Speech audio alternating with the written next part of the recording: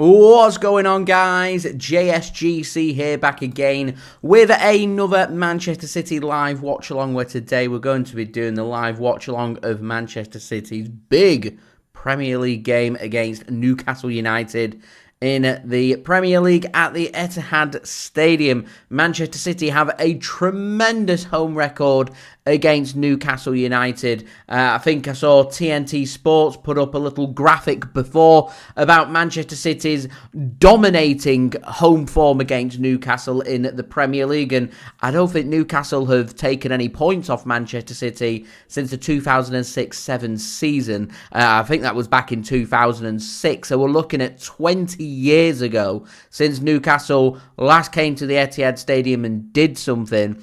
And I was speaking about in my preview, the last time Newcastle beat Man City away from home was when Manchester City weren't even playing at the Etihad Stadium. We were playing at Main Road still back in the year 2000, which is 26 years ago. Manchester City's record against Newcastle, not only unbeaten, but Man City beat. We win these games against Newcastle at home. And if we want to win the Premier League, we know what we need to do. Thanks to Arsenal dropping points against bottom of the league, Wolverhampton Wanderers away from home in their, it's not even the game in hand, it's their extra game that they've played before everybody else to get that advantage in the Premier League due to Arsenal's game against Wolves away from home being postponed because it clashes with the Carabao Cup final.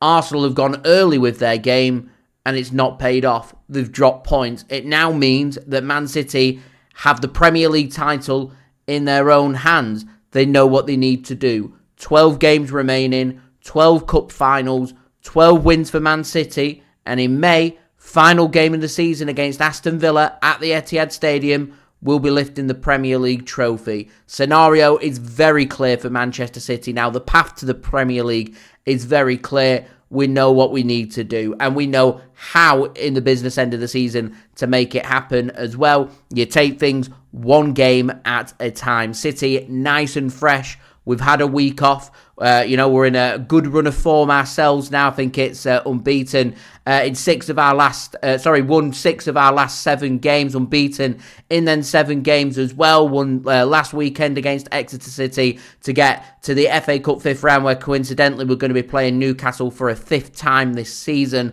at St James's Park in the 5th round. Won our last Premier League game, which was at home against Fulham at the Etihad Stadium by 3-0. Manchester City just starting now to crank that heat up onto Arsenal. And Arsenal got a real big game against Spurs away from home, the big North London derby tomorrow. We need to make sure that we go 2 points behind Arsenal, with Arsenal having that game against Spurs. Man City, after that game against Spurs for Arsenal, will have the game in hand. We know that Arsenal still need to come to the Etihad Stadium, and Man City's game in hand will be taken on Crystal Palace at home. More than likely, that game will be taking place in either April or May. So, situation, for me, it's simple, it's easy. 12 games to go, 12 wins, we win the Premier League. It's got to start here. It's got to start against Newcastle. We normally beat Newcastle at home, but I'm not taking anything for granted. Newcastle on the back of 3 consecutive away wins. They picked up a fantastic win against Spurs away from home in the Premier League in their last Premier League game by 2-1. They beat Aston Villa last weekend in the FA Cup at Villa Park away from home to progress to the 5th round and set up a home clash against Manchester City at St James's Park in early March. And then they beat Qarabag midweek away from home in their Champions League last 16 playoff first leg game by a whopping 6-1 away from home. Newcastle played that game in Azerbaijan on Wednesday. They've not arrived back until Thursday into the United Kingdom. They will have spent the whole of Thursday recovering from that game and getting over their jet lag and getting over all of that travel. So Newcastle haven't had too much time to prepare for this game. This game was originally penciled in for the early kickoff today at 12:30 p.m. GMT to allow Newcastle more recovery time, which Pep Guardiola said is a good thing, and he's happy that the Premier League are now starting to do more to try and give the English teams an advantage, not just in the Champions League, but also to give them more recovery time into their Premier League games as well, rather than making it as difficult as possible. Newcastle have had all day today to prepare for this game as well. Newcastle ready and waiting. Manchester City ready and waiting. Should be a real good game of football. Newcastle, they want to try and make a European spot for next season, need to start picking up points in the Premier League, picking up wins and getting that pressure on. But if Man City want to win the Premier League, we've got to be winning our games. We've got to be beating teams at home. We've got to be beating Newcastle at home. It's as clear and as obvious as that. Arsenal already showing the early signs of potentially bottling the league, so we need to make sure we crank that heat up to 10 and get that pressure onto them. Win this game and see what happens tomorrow in the North London derby, and then we'll take things from there into next weekend's games, where City will be away from home against Leeds United next Saturday, so the luxury of another week off for Manchester City. So, before I do crack on with speaking about the teams and all the build-up to this game, do make sure, like always, if you are enjoying the content, guys, then do subscribe to my channel. It is free to subscribe. I'm going to keep you guys up to date here on YouTube with all the latest City content, so if you haven't already, do subscribe. It is free. Social media links there in the description if you want to go and follow me on my X, Instagram, and TikTok. Email also in the description too if you want to hit me up for any sponsorships for any videos or any general business inquiries. Don't forget to leave a thumbs up. We know what we're aiming for, 100 likes. Any help towards that, guys, would be much appreciated. Already nearly a fifth of our way there, 17 likes, 83 to go. Any help towards that, guys, would be much appreciated. Also, don't forget as well, if you're watching this after the stream, then get your thoughts in the comments below. But if you're watching live right now, welcome, hello, thank you for tuning in. It is much appreciated, and thank you for choosing me for your coverage of this game between Man City and Newcastle United. Welcome, Adrian, into the chat. Do hope you are well, cheering on Manchester City today. Chad, welcome, thank you for tuning in as well, cheering on Manchester City. Geffin, welcome, agree with you, my friend. Must-win game for Man City today, going with a nice positive 3-0 Manchester City win. Adrian going nice and positive 2-0 Manchester City win. Uncle Sans, thank you for tuning in as well. Said he's got a bad feeling. Why have you got a bad feeling, my friend? Do let me know. Miles, welcome. Thanks for tuning in. Happy with the lineup. We'll speak about the lineups in just one moment. And Grieg as well, welcome. Thank you for tuning in. Says he's hoping Man City are going to get a win tonight, which, fingers crossed, Man City will be able to do. So, before I do have a look at the teams, don't forget to leave your vote in the poll at the top of the chat. Who do you think is going to win today's game? Nice to see we've already got, 25 votes in, and nice and positive from everybody. Everyone reckons a Manchester City win, so 100% Man City wins, 0% for Newcastle win, and 0% for a draw as well, which is what we like to see. So, let's have a look then at the lineups for today's game. We'll start first with our opponents, Newcastle United, led by manager Eddie Howe, lining up with a 4-3-3 formation. It's Nick Pope starting in goal, the back four made up of captain Kieran Trippier. You've also got Theo, Burn and Hall starting as their back four. Trippier on the right-hand side, Hall on the left-hand side, and Theo and Burn as their two centre-backs. Into midfield, you've got Tonali, Willock and Ramsey. Elanga goes on one side, Gordon on the other, and Voltamardi's going to be starting as their striker. Potentially, it could change for Newcastle. You could have Voltamardi dropping deeper to provide more of that physical presence into midfield. So you'll see Anthony Gordon go as Newcastle's striker, adding a bit of pace and tenacity to Newcastle's attack. Voltamardi drops deep, and it is going to more than likely see someone like Willock, who occupies on the left-hand side. They could try and keep things quite tight and narrow in midfield, to which case it could potentially be Hall doing some overlapping. But if that's going to be the case, it is going to need, you'd probably think either one of Tonali or Willock or Ramsey to potentially cover on the left-hand side. It could just be a straight 4-3-3. Voltamardi leads the line, Gordon goes on one side, Elanga on the other. We'll have to wait and see. Strong bench from Newcastle. Joelinton just coming back from injury. Thought he might have started this game to give more physical presence into Newcastle's midfield, because that was so important for Newcastle when they beat us at St James's Park in the first half of the season in the Premier League. That obviously Man City's midfield that day got bullied. Tonali, Joelinton, Bruno Guimaraes. They were huge impacts for Newcastle, and City just couldn't cope They got bullied there that day, and Newcastle just couldn't stop creating and managed to find a couple of goals, I think it was, in the second half, and City weren't really at the races that day. So I thought we might have seen Joelinton start if he weren't going to start. I thought that Newcastle maybe would have gone with the same team that ended up beating Qarabag midweek by 6-1 in Azerbaijan, which was obviously a fantastic win for Newcastle United. I'm just going to have a look at their team just to see if it is the same team that they went with in their game against Qarabag. I think there might have been maybe one change from that game.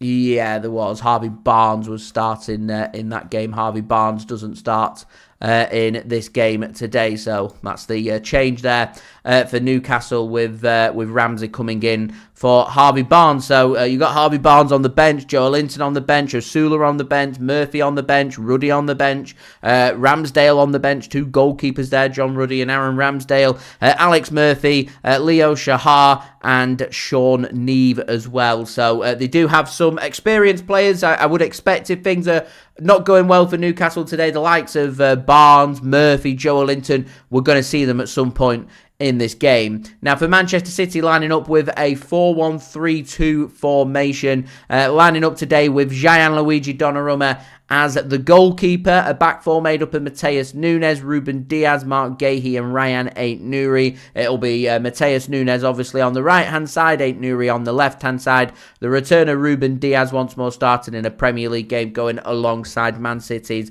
newest signing from Crystal Palace back in the January transfer window, with Marc Guehi into midfield. It looks like it's going to be Rodri playing in defensive midfield. Ahead of him, you're going to have Nico O'Reilly and Bernardo Silva, new signing in January as well. Antoine Semenyo from AFC Bournemouth also starts today, making up Man City's midfield, and City down with 2 strikers, Erling Haaland and Omar Marmoush. I reckon this is more going to be a case here from Man City of maybe a 4-3-3 or a 4-3-2-1, potentially Rodri and Nico O'Reilly occupying as 2 defensive midfielders, giving you the 2-man in midfield, and then further ahead of them you're going to have more freedom for Bernardo Silva on one side and Antoine Semenyo on the other. Potentially could be Omar Marmoush occupying on the other, and one of Semenyo or Bernardo Silva going on the right-hand side. I suspect it'll be Semenyo on the right, Marmoush on the left. It'll be O'Reilly and Bernardo Silva given more freedom in midfield, and obviously striker Erling Haaland starting up top. Strong bench for Man City as well. James Trafford, Tijjani Reijnders, John Stones, Rayan Cherki, Nico Gonzalez, Savinho, Abdukodir Khusanov, Phil Foden and Rico Lewis. Rayan Cherki thought he might have started in this game, give Man City a little bit of creativity into our midfield. As much as I like seeing Rodri, Bernardo and Nico O'Reilly in there, I think Man City were just a bit concerned about potential physical battles in midfield, so they've opted to go with more physicality in there, and I'd expect Rodri, O'Reilly and Bernardo Silva to be able to make a nuisance of themselves against Newcastle's midfield. I'm looking at Newcastle's midfield and I'm actually more worried about the runners, the likes of Willock and Ramsey. I imagine Alanga's going to be getting in there, Gordon's going to be getting in there, Voltamadi's going to help with that as well.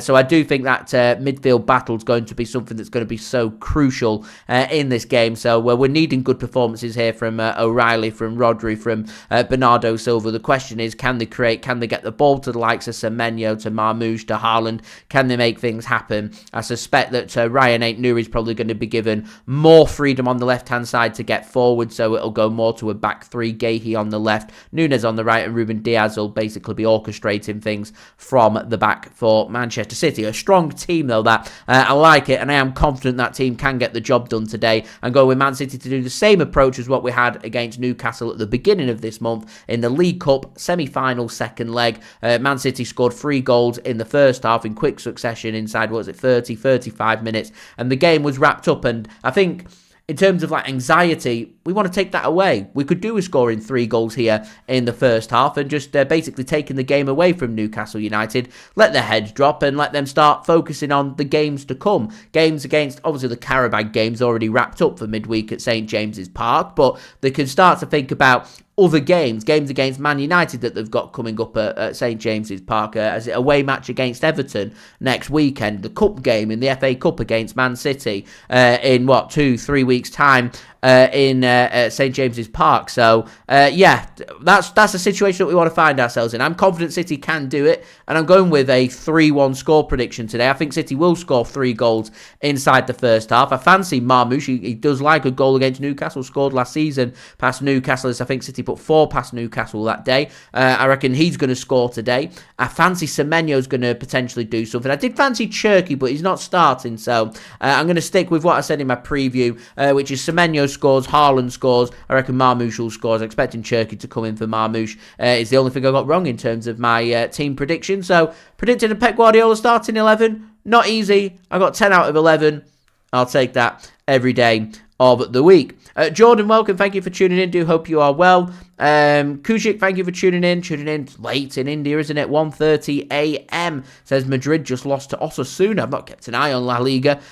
Wow. Very surprising. Kushik says, what if England wins the T20 World Cup and the FIFA World Cup? Do you know, I just can't see England winning the FIFA World Cup, but I'd say it's more likely than winning the T20 World Cup, because we just never seem to play too well on the subcontinent, and England haven't played very well in the T20 World Cup so far, and I think they're a bit lucky to make it to the Super 8, so I'd be surprised if England did make it past the Super 8, and if they did end up getting to the latter stages, the semi-final or final, depending on what other teams are facing. I'd say if it's any team coming in from the subcontinent, I mean, England's got a big game against Sri Lanka. I wouldn't be surprised to see Sri Lanka beat England, but, you know, if we're facing a Pakistan and India or a Sri Lanka into them semi-final or final, I can only see one result there for me, in my opinion.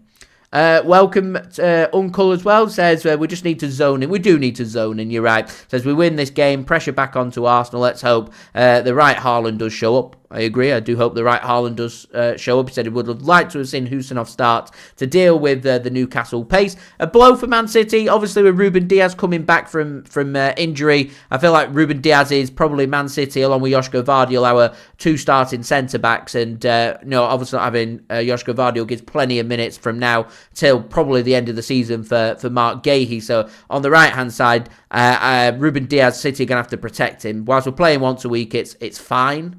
But, you know, all that's going to happen is he's going to end up picking up an injury once we get back to playing every 3 to 4 days, and we're not rotating regularly with Khusanov. So Khusanov, I suspect, in probably the next 10 days will start to, obviously, he's going to become more of a rotated option, but he's been a good breath of fresh air whilst we've had this centre-back crisis that Man City have managed to find a run of form, because he's been ever so solid. So I think the important lesson here is Man City need to find more ways to get Kadir Khusanov more minutes for the club. So I wouldn't rule out Khusanov coming off the bench and getting some minutes if, in particular, City are struggling with Newcastle's pace. We'll have to wait and see.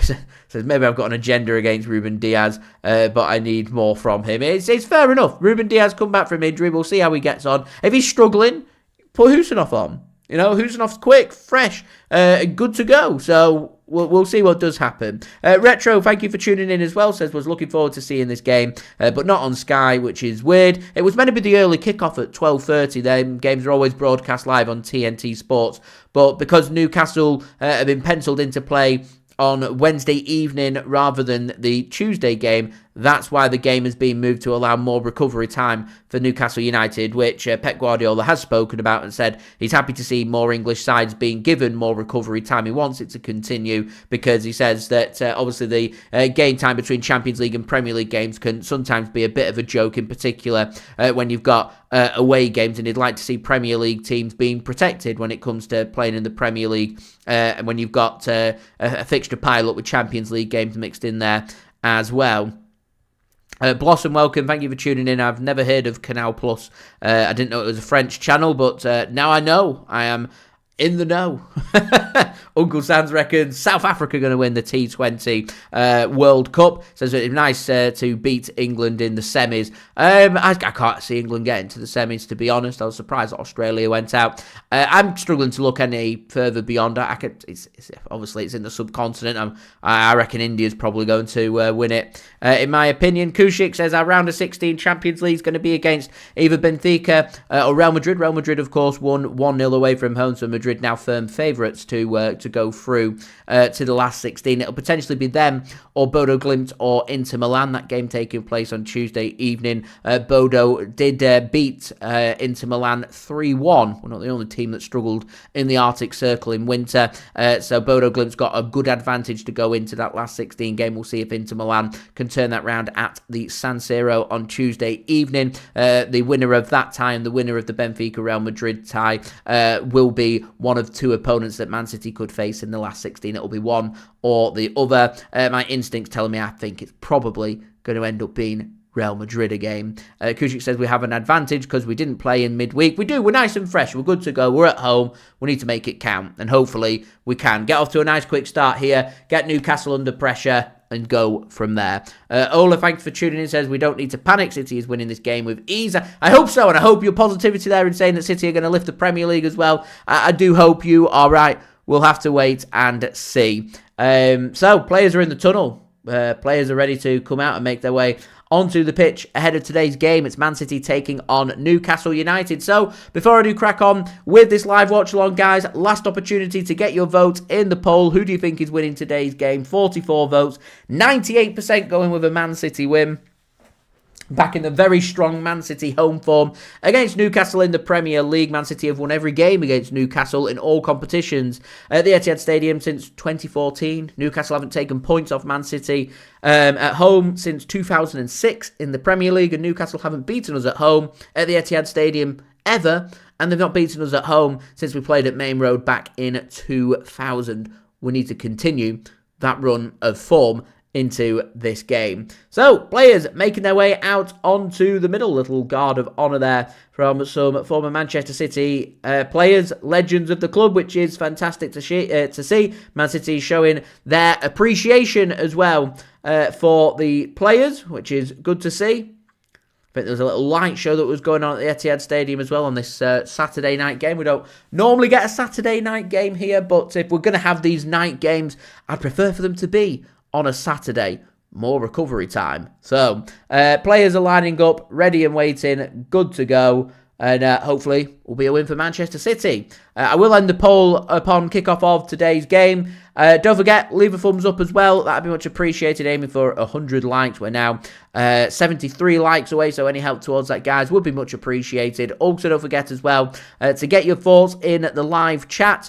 Also, don't forget to subscribe if you're new around here. It is free to subscribe. Going to keep you guys up to date with all the latest City content here on YouTube. Also, don't forget as well to go and check out my social media links, which are in the description if you want to go and follow me on my X, Instagram and TikTok. Email also in the description too if you want to hit me up for any sponsorships for any videos or any general business inquiries.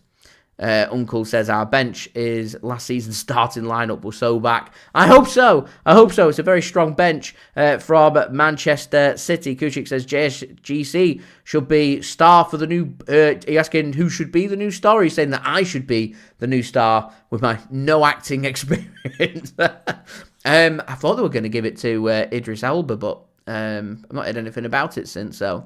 here we are. We'll wait and see. They've been speaking about that for like the last 2 years and still none the wiser. Dave, welcome. Thanks for tuning in. Do hope you're well. Going with a 3-1 victory for Man City this evening. I'm going 3-1 as well. TS, thanks for tuning in. Going with a 2-0 Manchester City win. Kevin says, I'd rather Man City face Real Madrid than Bodo Glimt after that performance. And the weather's still harsh in March when the last 16 will be. I don't fancy going to the Arctic Circle because City would be at home for the second leg. So it would be a trip in early to mid-March in the Arctic Circle, artificial pitch, still freezing conditions. It'll be a very difficult game, and I'd rather avoid it. I'd actually rather Inter Milan went through, and I'd rather face them than Bodo Glimt, if I'm being completely honest. But we'll wait and see. TS says, had to switch over from typical City to this stream. Much appreciated. Thank you for tuning in. Miles says he reckons Khusanov not starting because of height, because of Newcastle's threat from set pieces, including that of Dan Burn. Dan Burn's a very difficult man to mark, and City will find set pieces difficult to defend and attack in today's game.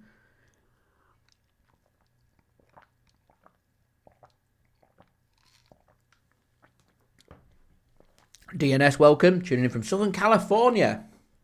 I like it. I bet the weather's nice there, better than cold, wet Miserable Manchester, I'm sure.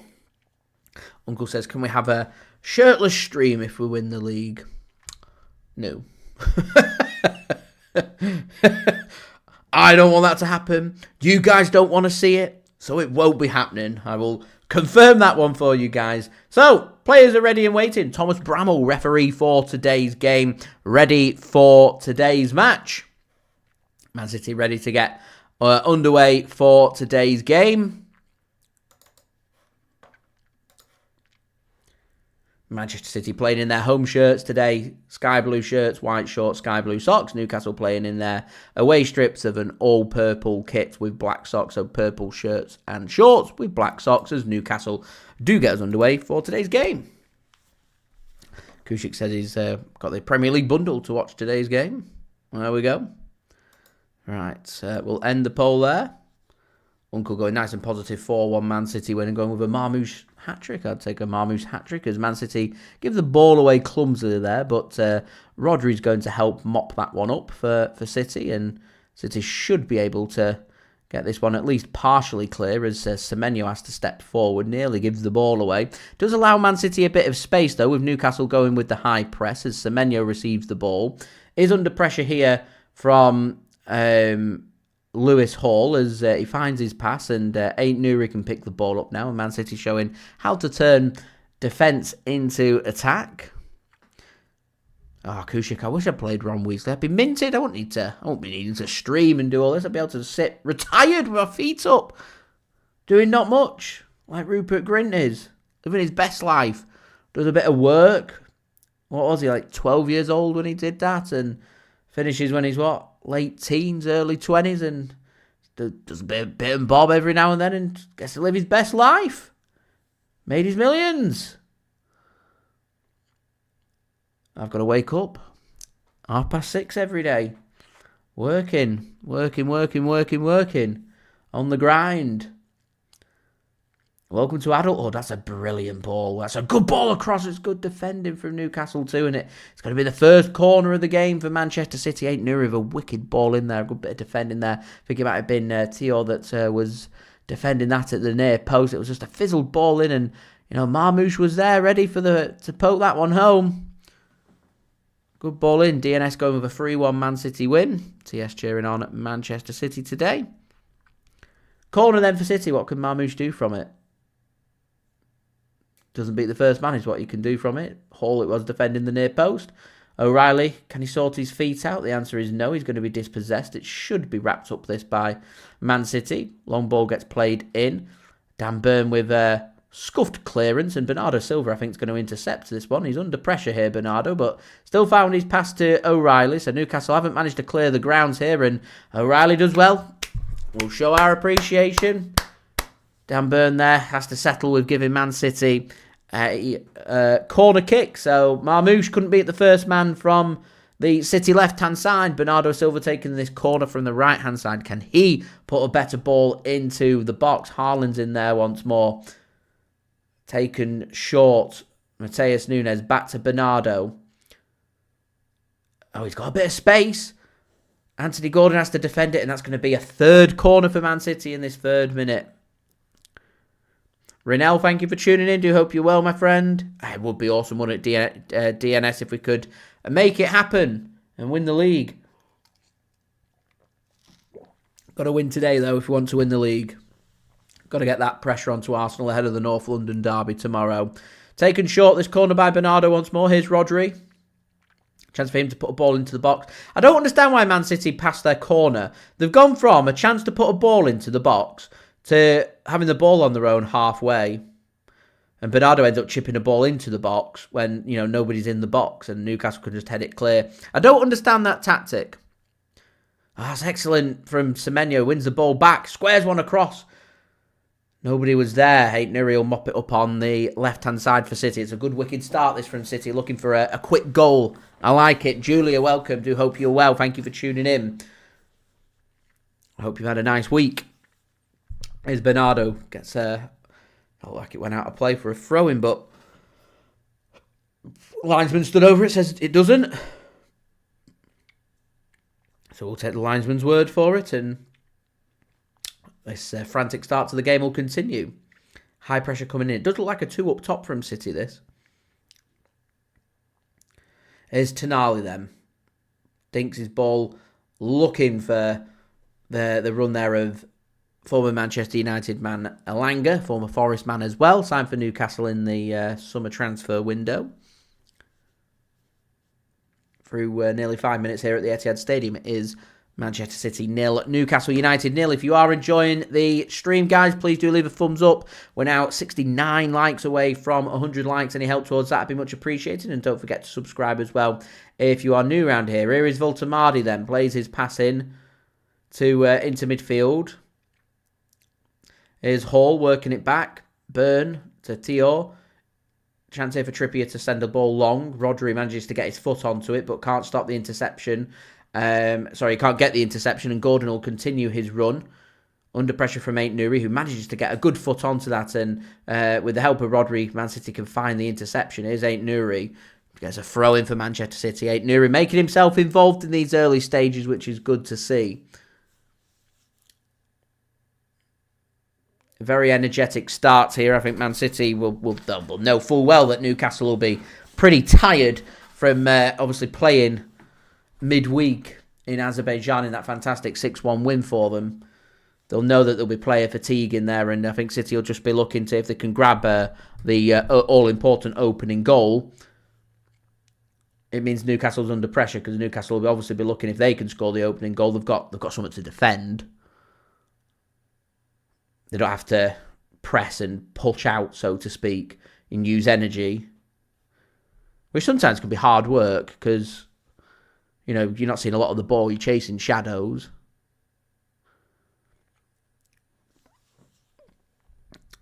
Richard, thank you for tuning in. Do hope you're well.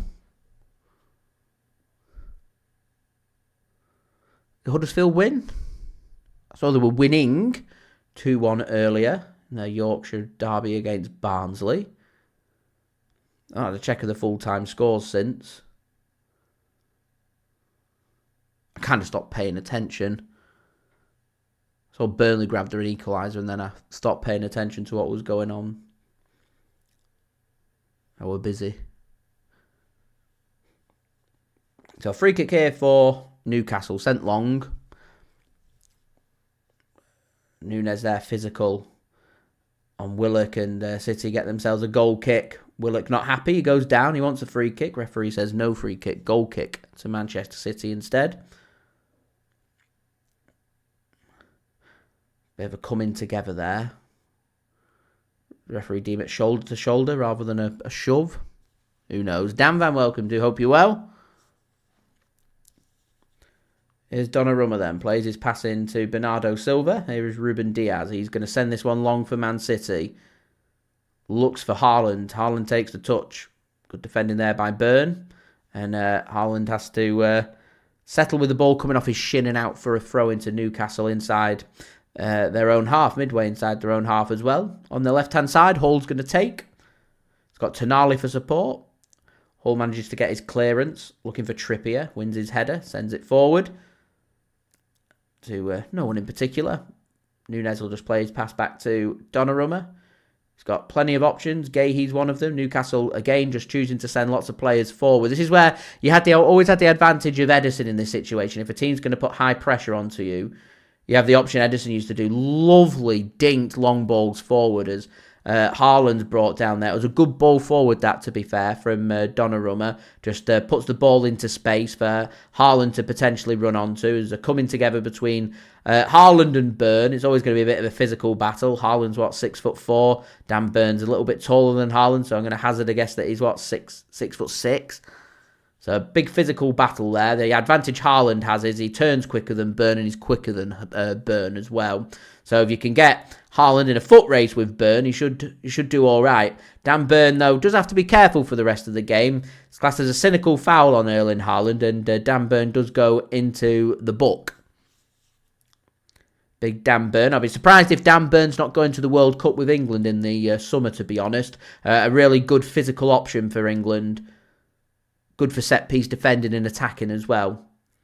I couldn't believe he's in his 30s now. He's 33 years old.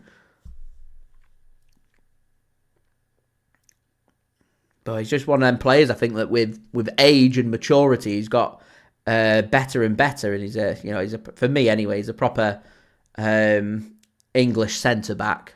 A real physical, big unit right in the heart of your defence.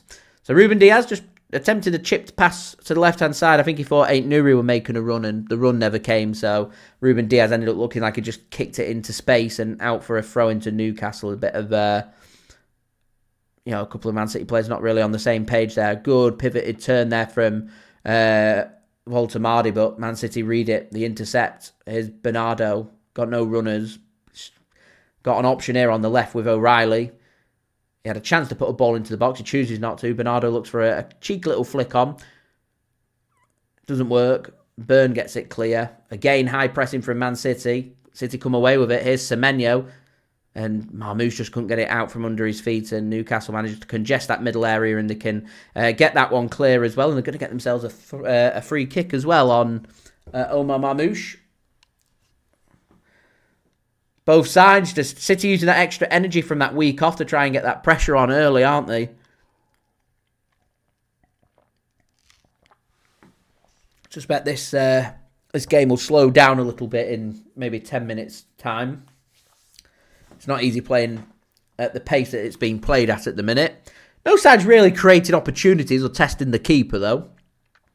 DNS had been a fan since the 2019-2020 season. First time I really watched soccer during the COVID lockdown times, and Manchester City was on TV one day, watched the game. It's been a fan ever since. I like it. Everyone has their own story about when and why they end up supporting Manchester City. Mine stems back to 2002 and listening to Man City on the radio rather than watching on televisions, where my love came from. Listening on BBC Radio Manchester, Ian Cheeseman, it was commentator for Man City that day.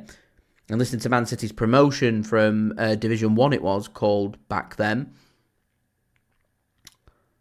On their City promotion season, likes of Paulo Wanchop, Darren Huckabee, Ali Benarbia, Sean Gota. Fantastic. Fantastic. Here's Nico O'Reilly then gives the ball to Rodri. Gives the ball to Bernardo. Rodri back to Bernardo. There's a run here of Ait-Nouri. Not a good ball forward, though, from Bernardo, and straight into the hands of Nick Pope in goal. Denny, welcome. Thanks for tuning in. It says football, not soccer. The old debate. Everyone will look at you odd over here in England if you call it soccer and not football. It is called football over here. Although, obviously, I'd say soccer's more of the international terminology, and everyone knows what you're on about when you say soccer. And one of the most popular programmes here in England is Soccer Saturday. Keeps you up to date with all of the 3 p.m. games in the blackout through a video printer, and that's called Soccer Saturday. It's been called Soccer Saturday for well over 20 years, so everyone knows what it means. Thank you very much, Denny. Much appreciated. DNS says, wish football. Football over in the United States is under a lot of competition. Obviously, you got the American football, ice hockey, basketball, baseball, very popular sports. So it's a difficult market. The MLS needs to be a bigger market to grow the game over there, I'd say. Obviously, they've attempted that, bringing big names in like Lionel Messi. So, yeah. Black Rose, welcome. Thanks for tuning in as well. Says Newcastle are functional. Howe's only tactic. Try and be physical. Try and make something happen. City just got to stick with it. And when the opportunities come, you've got to take them. Like Marmoush in a great position. Finds O'Reilly. There's a run of Haaland. He doesn't use him. He scores. It's a brilliant finish. It's the City youngster, Nico O'Reilly, with the all-important opening goal on his stronger left foot. It's a brilliant finish. It's a brilliant finish. And what a season Nico O'Reilly is having for Manchester City. A big opening goal here at the Etihad Stadium. I think Nick Pope's probably going to be a bit disappointed with that beating at his near post. It's sheer power from Nico O'Reilly. It has been a frantic start with not many opportunities in this game. So when the opportunities come, City have got to take them. And they've done that and then some. Brilliant finish from O'Reilly. City just ready to pounce. Haaland has the run there. Notice how Haaland doesn't start sulking. He's just focused on Man City scoring and winning. He's delighted that O'Reilly scored that goal. The pitch is saturated, so of course O'Reilly's going to do a little bit of a knee slide in there as well. Brilliant, brilliant, brilliant opening for City. Jean, welcome. Thanks for tuning in.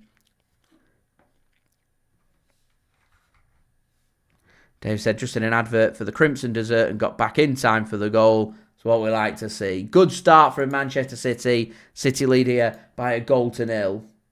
Offside flag goes up against Gordon there as well. So Manchester City won't have an instant, most vulnerable when you first score situation there. Cracker of a hit there from O'Reilly though.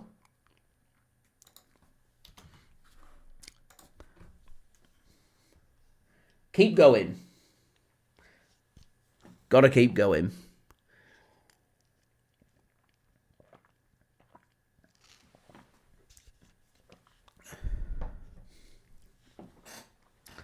Ball goes out towards Ait-Nouri. Should open up Newcastle a little bit, that as well. And we can find bits of space. Got to utilise that space. What we've got to do. Woo!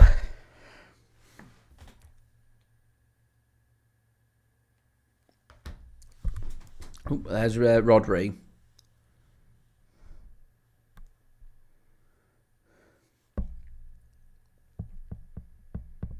Retro, yeah, it's interesting stuff that they've tried in the USA in terms of trying to grow football, try and grow the sport. Oh, Newcastle could be in here. Newcastle could be in here. Gordon up against Guehi. Gordon's going to have the shot. It's a good save from Donnarumma, and Rodri can get that one clear. Gordon using his pace there. Not having Khusanov's a blow when it comes to potentially trying to man-mark Anthony Gordon. That's the big danger for me that City have got to be careful of. I've not seen the free kick from Leeds United. I've heard it was a cracker of a goal. Goal of the season contender is what I've heard. City got some defending to do here. That's a risky challenge that came in from Ait-Nouri.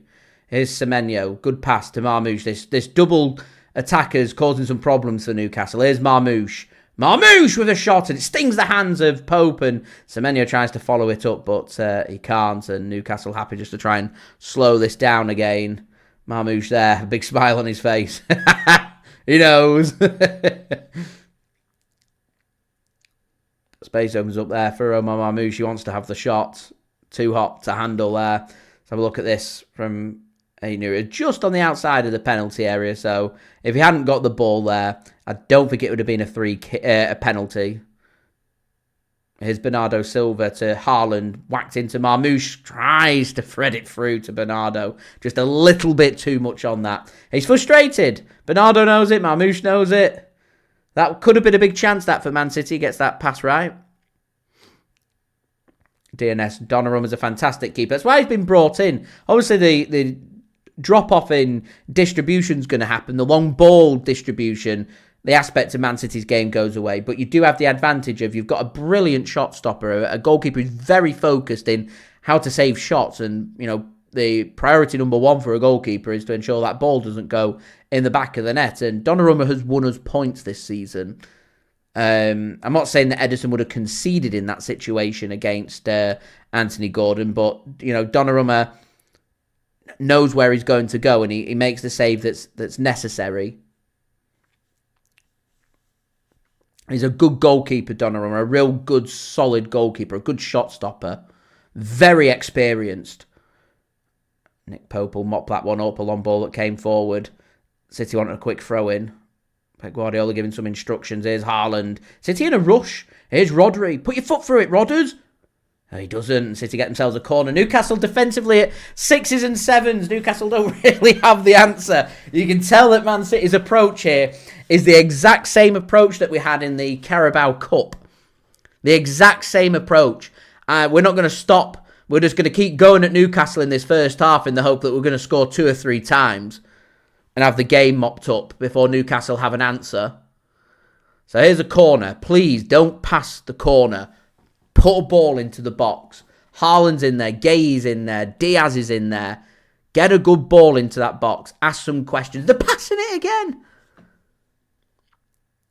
There's Bernardo. Chipped in. Keeper fists it clear. It's going to roll out, I think, for another corner. It hits the corner flag and out for another corner. I wish they'd stop passing and faffing on these corners. Put a ball in the box. Marmoush will put a ball into the box. Yeah, it didn't beat the first man. It weren't a very good ball. He's passed it. I don't believe it. Oh. And they've given the ball away. Marmoush tries to commit the foul. Massive counter-attack here for Newcastle, and Man City want a goal kick, and referee says corner. City can't believe it. Felt like that was a goal kick. We're just literally, from our own corner, giving Newcastle a corner, 10, 15 seconds later? Because we can't stop faffing around from these corners. Just put a ball in the box.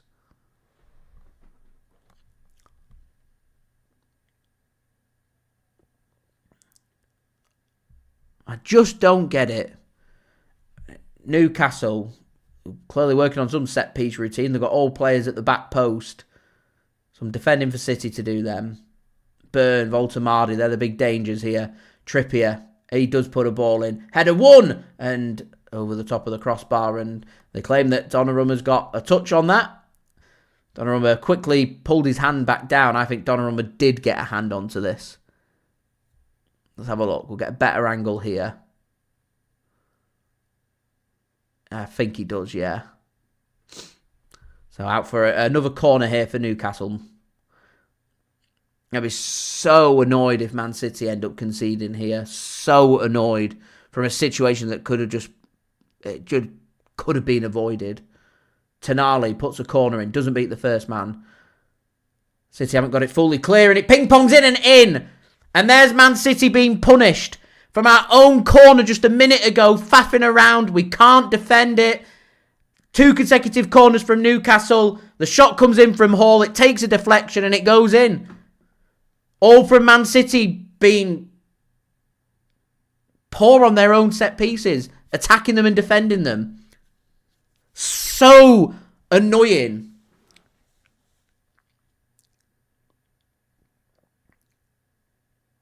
There's loads of Newcastle players in offside positions. I don't think they're interfering with players is the thing. Takes a big deflection. It's very similar to Newcastle's goal against Villa last week. Takes a big deflection. It's Ait-Nouri, I think it comes off. From our own set piece. Through passing and faffing around. I personally don't think there's too much wrong with that goal, so I'll just wait till we've got the restart just to put it in. I don't think there's anyone interfering with play. Does take a deflection off Ait-Nouri. Man City aren't complaining about it.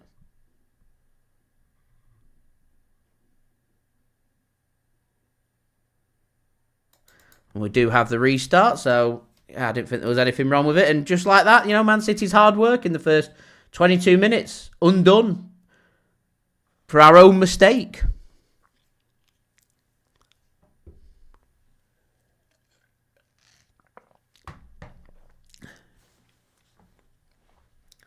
Stop passing these corners. That led to the breakaway, that led to the corner, that led to the next corner, that led to the goal. No one to blame but themselves. Interesting to see if that goes down as Hall's goal or an Ait-Nouri own goal. I don't know if it was on target or not. For all those that are doing fantasy football and stuff. Manchester City fan tuning in from Thailand. I like it. Again, bet weather's at least a higher temperature than it is here in the UK right now. And City have, you know, they've put a lot of energy into them first 24 minutes. It's taken a lot. This is a dangerous game that Man City have played here. I get why they've played the game, because it's the same game we played against Newcastle in the League Cup semi-final second leg. It's been high pressure, though.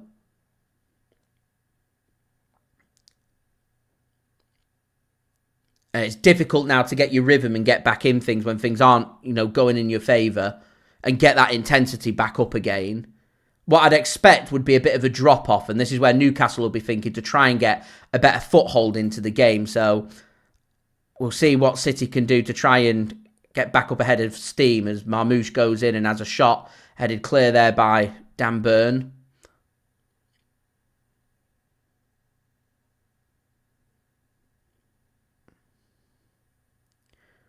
Again, Newcastle just taking their opportunity, and now they've found the equaliser. They can sit a bit deeper, make it a bit more difficult for Man City to create the space. Obviously, the only time we've managed really to make things happen is when Newcastle have decided to come forward, find a bit of space. When Newcastle sit deep, it's difficult for City to find and create things.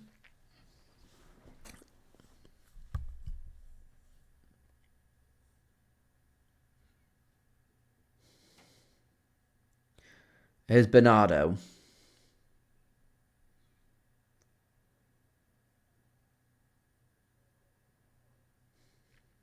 Gives the ball to Ruben Dias. Here's Semenyo. Semenyo having to drop a bit deeper today.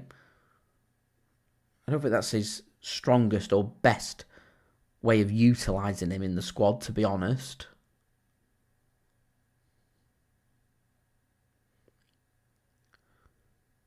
It's a good pass, though, from Semenyo to find Haaland. Clips one in. O'Reilly! He's got two! He's got two! What a magnificent response from Manchester City and Nico O'Reilly. And who needs Rayan Cherki to put crosses in and create things for Man City when you've got Erling Haaland on his right foot just dinking a ball to the back post? An instant response from Manchester City. And we've had 3 goals here inside the first, 27 minutes of the game. It's 2-1 Manchester City.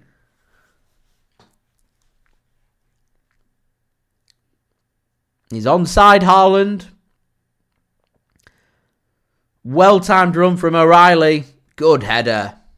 Real good header there from O'Reilly. Can never be sure with VAR. We'll wait till kick-off resumes before we'll change the score up, but you can never be too sure. Good header. Good ball. Good ball from Haaland.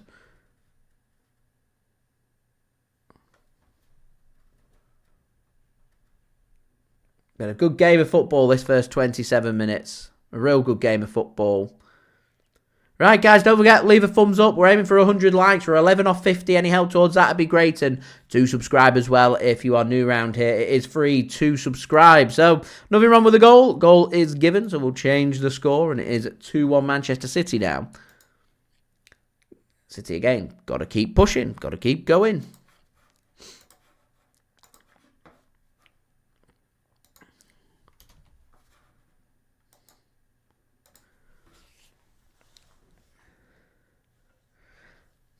It is good, Taylor, isn't it? He's someone that's physical, wins the headers, makes the well-timed runs. Got a good shot on him, as he showed before as well.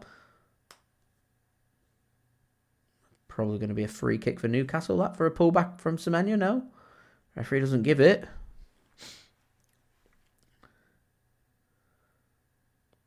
A high-quality player, Nico O'Reilly. Surely he's on the plane to the World Cup with England as well. Surely, as a nasty one there on, is that Matheus Nunes? It is Matheus Nunes that's gone down. Just looked to turn his man and he just gets his leg trapped there and twists it slightly, goes down.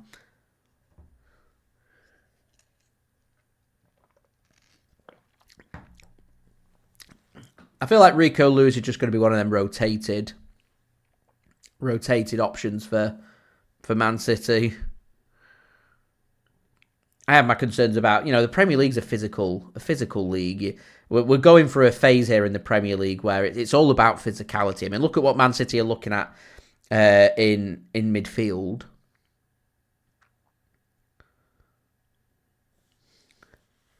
They're always looking for physical presence because they're so, concerned about being bullied. Someone like Rico Lewis, he's beefed up a little bit last summer. He looks slightly bigger. I think he's lost a little bit of pace because he's bulked up a little bit. But you're not going to be able to change his height. So I'm surprised City didn't contemplate the 30 million that they got offered, as that's a ball that comes in from Newcastle. Whacked clear there by Rodri. Not a very good ball, and Donnarumma comes out and claims. King, thanks for tuning in from Zimbabwe. Very nice. As DNS says, cool, that. Cool. Taylor, yeah, you're right. If Rico Lewis was, 6'2", 6'3", and not, 5'7", he'd be an incredible talent. As Anthony Gordon has a shot too hot for Donnarumma to handle. As Newcastle once again just showing the threat there. So you've got to be careful. Got to be careful. You fancy there's going to be more goals in this game. Here's Ruben Dias to Rodri.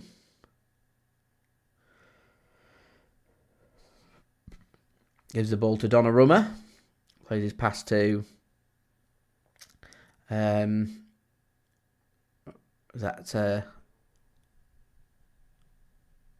O'Reilly, and Rodri's pass too heavy.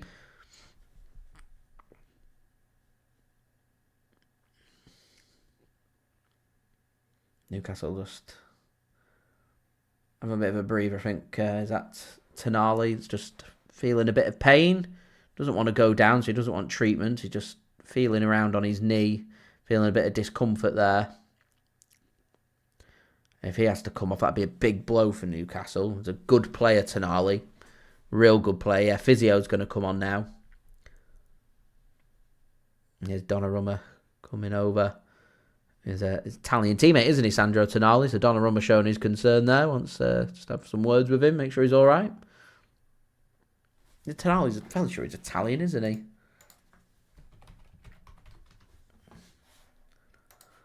Yeah, Italian. Donnarumma's running over, if you were wondering. Newcastle having a bit of a breather. Voltamardi getting some instructions from Eddie Howe on the touchline. I don't think he's gone down on purpose for instructions to be given. I think he's gone down because he genuinely is hurt. Joelinton out warming up, I think, would be the natural option here that would come on for Newcastle. Obviously, 2-1 behind chasing the game. Got someone, Joelinton's obviously more of an attacking player, but he's a big physical lad. I'm sure he'd be able to do a job in midfield. Might leave them a bit more exposed defensively if he decides to get forward, though. So this is normally where Newcastle obviously missing the impact of Bruno Guimaraes, because Guimaraes is one of them players who can convert into defensive midfield rather than occupying as more of a traditional central midfielder. I think Joelinton used to be an attacker, didn't he? Converted more into midfield. And now kind of sits there as a midfield three with Guimaraes and Tonali in support, as he's more of like what I'd describe as like a henchman who just goes around bullying people. Is what he would do. The defensive midfield role is more of a delicate role. That's a good flick from Haaland on Dan Burn. Burn manages to get a little clearance on that. Haaland can win a header. Bernardo Silva's going to get dispossessed, though. Joelinton, a red card waiting to happen. He's their bully in midfield. There's a bit of a trailing arm there from Haaland on Tior, and he goes down holding his face. We want some treatment now. Is this Man City roughing up Newcastle? Are we roughing a team up? I never thought I'd see the day. Man City have clearly prepared for a physical battle today. So they're riled up for a physical battle. Riled up for it.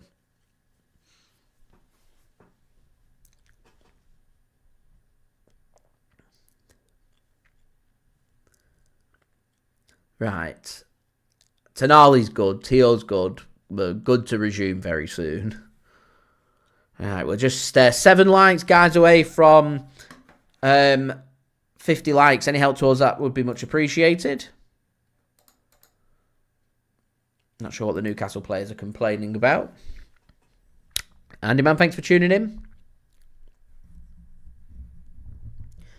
They complaining what had Haaland booked or something? I'm not sure what they were complaining about. Eddie Howe's complaining.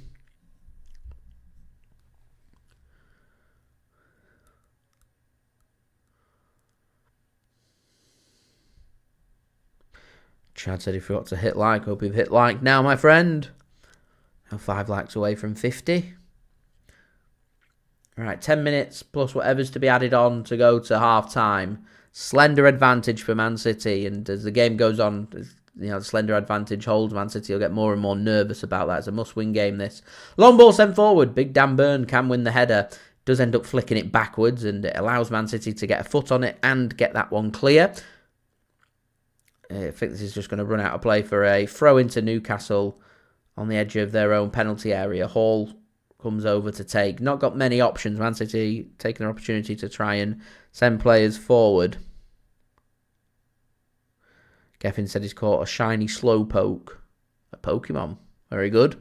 Says hopefully it's a sign that City will score, I hope. Andy Man said he's been watching the Cubs spring training in baseball. Nice. Is the weather getting a bit nicer in Chicago now as we hit end of February? Start thinking about March very soon. Keith, welcome. Thanks for tuning in as well. To hope you're well, my friend. Here's a ball forward. Marmoush, lovely touch. Looks for the pass. And, oh, it's wide. The hat-trick was there. The hat-trick was right there for Nico O'Reilly. I think the offside flag's gone up against Omar Marmoush. Oh, I think he's just offside. It wouldn't have counted. It was unselfish, that of Omar Marmoush squaring it across. Someone as good of a striker as what Marmoush is, I'm surprised he didn't just put his foot through that and look for the roof of the net at the near post. Nico O'Reilly's shot speed, 39 miles per hour. Stats coming up on the advertisement boards at the Etihad. Newcastle then. Good ball across. Here's Hall. Got the support. Is that a Ramsey? That's an all good pass from Hall. Out for a throw into Manchester City then. 8 minutes to go. So, well, not too bad. Good to hear. And DNS, yeah, you're right. You don't want the physicality to overload into, getting yellow cards and leading to red cards. Definitely not. Look how much of an impact that's had on Chelsea's game earlier against Burnley.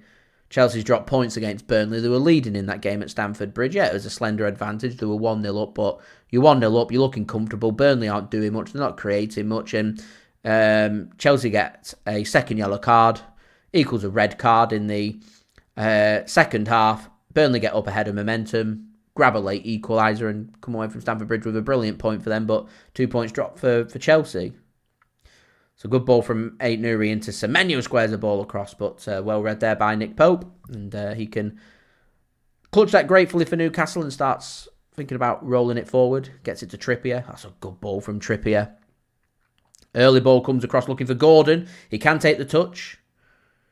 Diaz has forced him to move the ball out wide. Still might be a shot here, and comfortable save in the end there from Gianluigi Donnarumma. Newcastle just playing these balls on the shoulder, aren't they?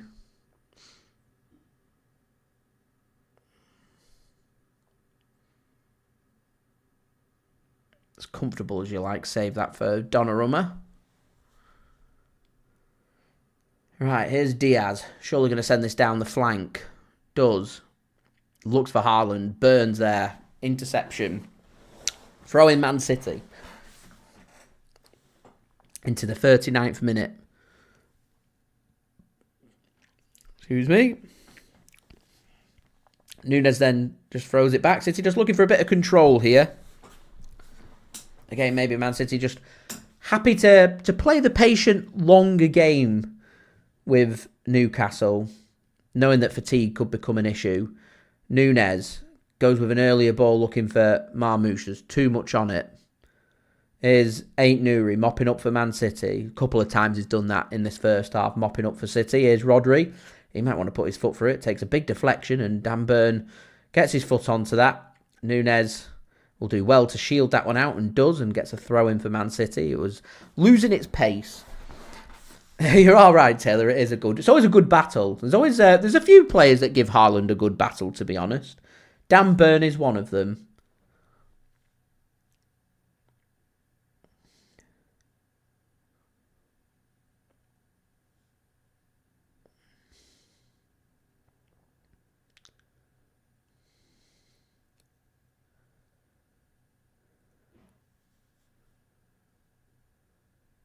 Here's Ait-Nouri then to Rodri. He finds O'Reilly on the left. A chance here for O'Reilly just to dink a ball in, looking for Haaland, and it's a good ball. It was over the top of Dan Burn's head, and Haaland ends up not seeing it till later and has to head it down. And here's Gordon up against Ruben Dias, and Ruben Dias there just got completely done for pace, and he's going to go straight into the book here. Free kick every day of the week and a yellow card every day of the week. He does have extra cover, so it takes out the question of a red card for Ruben Dias. Ruben Dias knows he's getting done for pace there, so that's Ruben Dias taking one for the team. This is something, man. Dan Burn sits on a yellow card in his battle against Erling Haaland, and Ruben Dias has got to be careful now because he sits on a yellow card in his battle against Anthony Gordon, which is going back to what we mentioned at the beginning of the stream about, we could have gone with extra pace at the back with Abdukodir Khusanov, because Khusanov wouldn't have had to have put his arm across Gordon there, because he'd be able to at least keep within close distance of Gordon in terms of his pace. Guehi and Diaz are going to get left, whereas Khusanov would be able to keep up. Nunes would be able to keep up. So, more defending here to do. Newcastle's main threats have come from counter-attacks and set pieces. And some more defending here for City to do just before half-time with a Newcastle free kick on the left-hand side. Tonali puts in a good ball and there's a goal. Another set-piece goal, and it's Dan Burn with the goal. And the offside flag now does go up. Man City, all the players... Dan Burn didn't even go over and celebrate, and all Man City's arms went up in the air, appealing for the offside. So let's have a look at this one. He's always ahead of his man. He is offside, so this one will get chalked off. Poor defending on the set piece from Man City, though. Good ball in from Tonali.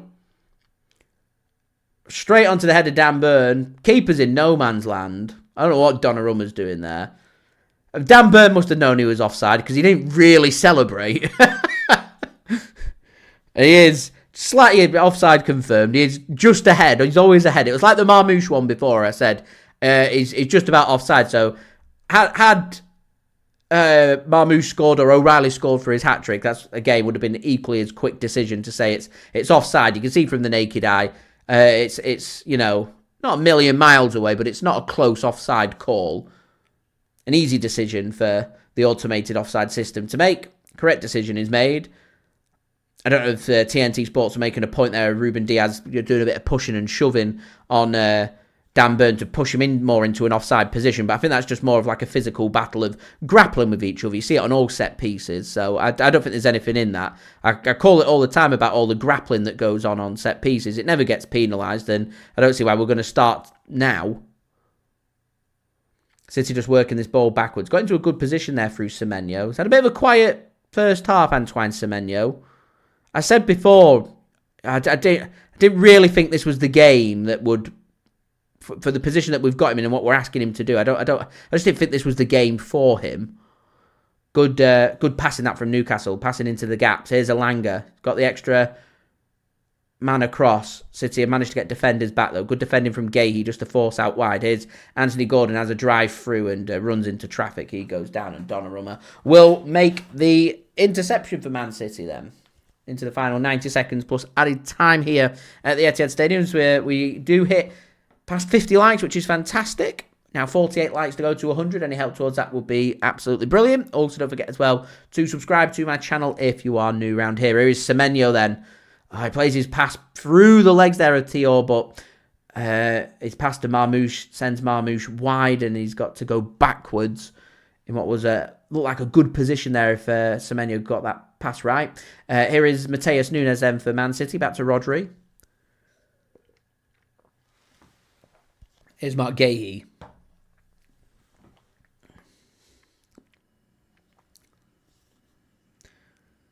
I feel like where Semenyo's playing, Taylor, I feel like that would be a better position for Rayan Cherki. I reckon Pep Guardiola will be thinking about Phil Foden going in there, but I just feel like that position there would be better for Rayan Cherki. You know, Semenyo's not in there involved in the physical battles. I just feel like you could do an extra bit of creativity as this falls to Haaland, has his shot and drags it there on his right foot. He's created on his right foot, but can't find a goal there with his right foot and drags that one wide, and that will go out for a goal kick. So we've had 3 goals, had a stoppage for a couple of injuries for Newcastle, Tonali and Theo before, so might see maybe 3-4 minutes added on here. 5 minutes, there you go. I thought it might have been 3 or 4. It's even more. It's 5 minutes. So 5 minutes here. At the end of this first half, can either side muster up any more opportunities and make things happen? Been a very entertaining game of football, this one. Enjoyable first half. Thankfully going Man City's way at the moment, as Nick Pope's long ball forward isn't the best. It's more, I describe it as a, what would you say, like a 4-1-1-2-2? Obviously, a traditional back four. They're giving a bit more freedom on the left-hand side for Ait-Nouri. Rodri's playing as a lone defensive midfielder. Bernardo Silva sits in front of Rodri. And then you're getting O'Reilly that's getting forward more with Semenyo playing behind the 2 strikers.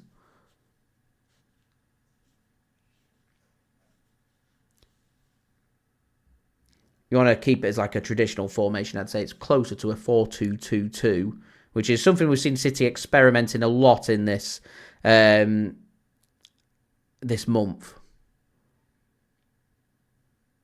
With Marmoush going as the second striker. It's normally Semenyo that goes as the second striker for Man City, but it's not. We're going more with Omar Marmoush. You get O'Reilly that pivots in with Rodri. Sometimes Bernardo does it. Depends which player it's going to be. For me, if the changes are going to come, we're lacking a bit of pace at the back, and I wouldn't be sad to see a bit of pace come in at the back with Abdukodir Khusanov. Semenyo, for me, I just don't think this is the right game for him. And I'd like to see Cherki come on and be my changes. Don't think I'd make them changes at half-time, but I'd make them in the second half, in my opinion.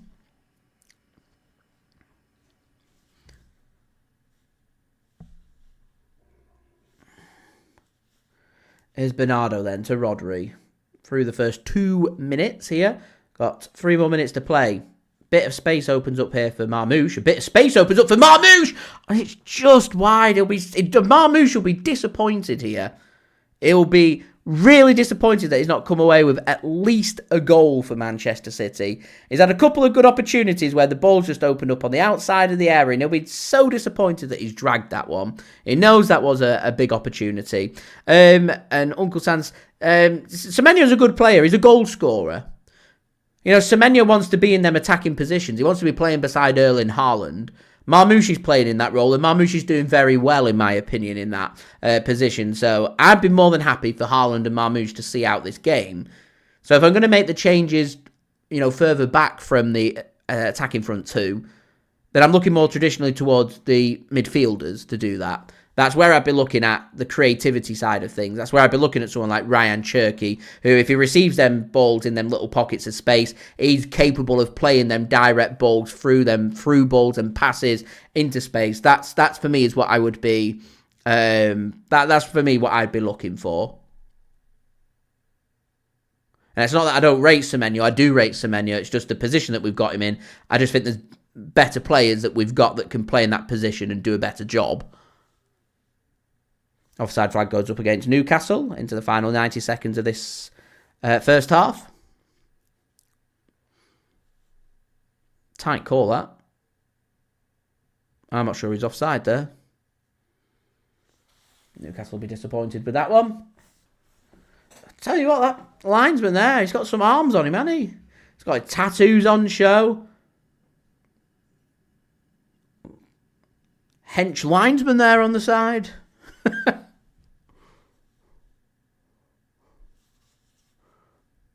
Here's Donnarumma. Sends this one long. Lukes for Marmoush. Can't find Marmoush because it's headed clear by Tior. And it's just going to come back to Man City. Not the best of balls from Donnarumma. Diaz can get this one clear. Newcastle can take the extra touch. City will find the interception. And here's Rodri in a bit of space. It's a 3-on-2. If City can get this one right, here's Marmoush. He tries to turn. Marmoush has the shot and it's tame. Marmoush could have had a hat-trick. Marmoush could have had a hat-trick in this first half.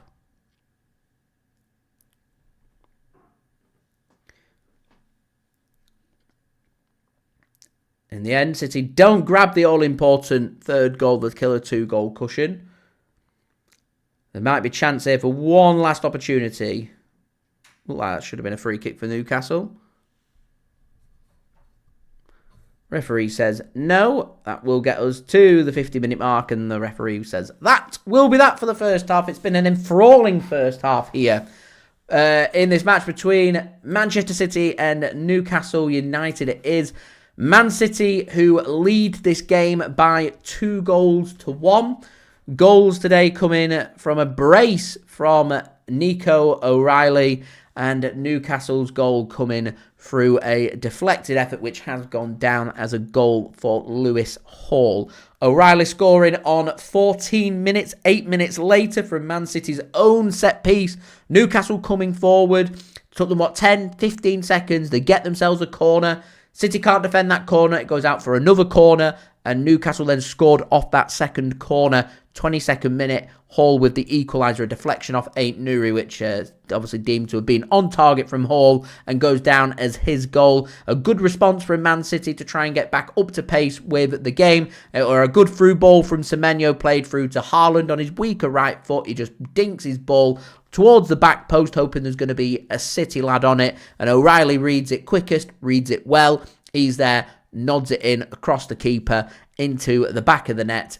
O'Reilly scoring on 27 minutes, and Manchester City leading here by 2-1. O'Reilly's goal for Man City, the first goal that he scored, a good finish, a tidy finish on his left foot again. Man City springing a little bit of a counter-attack on to Newcastle United. So, having a look then at the statistics for this game, Manchester City seeing more of the ball, having 63% possession in this match. 37% possession for Newcastle. Man City with 8 shots, 4 on target, 2 goals. Expected goal rate at 0.69. Newcastle, 6 shots, 5 on target. Expected goal rate at just 0.26. Newcastle's effort on goal, other than the goal that they scored taking the deflection, have been tame efforts, saves that I'd describe as being comfortable saves that I'd expect Donnarumma to be able to make for Manchester City. Newcastle, though, haven't struggled to create opportunities, and they will get more opportunities in the second half, and that's what City have to be really careful and wary of into this second half, about how easy it is that Newcastle can get the likes of Anthony Gordon running off Man City's exposed high line. We don't have the pace at the back with Khusanov sitting on the bench, and Man City do look a little bit defensively vulnerable. They look defensively vulnerable on the defending of these set pieces. So really, you want to be giving away set pieces. You want to be doing them as a last resort, not giving away silly free kicks in silly areas and giving away silly corners when you don't need to. And when Man City do manage to create their own opportunities and work their way through in their own set pieces, that you're actually utilising your set pieces, putting quality balls into the box, not passing and faffing around with them, that ultimately leads to a Newcastle goal, like we saw in Newcastle's only goal in today's game. Man City and Newcastle both haven't missed any big opportunities. 5 corners, no goals coming from corners for Man City today. 2 corners for Newcastle, then 2 corners in quick succession that led to their first goal. To set pieces, something that City do need to think about in the second half. City with 217 accurate passes, 115 accurate passes for Newcastle United. Man City's pass accuracy quite low, 85%, normally somewhere between 88 and 93%. It's a little bit of a drop off. It's not, really close to 88%. It's a good 3% below. That's coming because Newcastle's pass completion rate is at just under 80% at 79%. And there aren't many teams that come to the Etihad Stadium who's going to have, 37% of the ball, which is what Newcastle have had, and have a pass completion rate at just under 80%. So Newcastle, clearly a high-quality team here, and it's going to take Man City to put in a high-quality second half to get this job done. The easiest way for Man City to get the job done today is to keep going, trying to score goals. We've got to score next, in my opinion. We score next. Maybe the Newcastle heads will drop.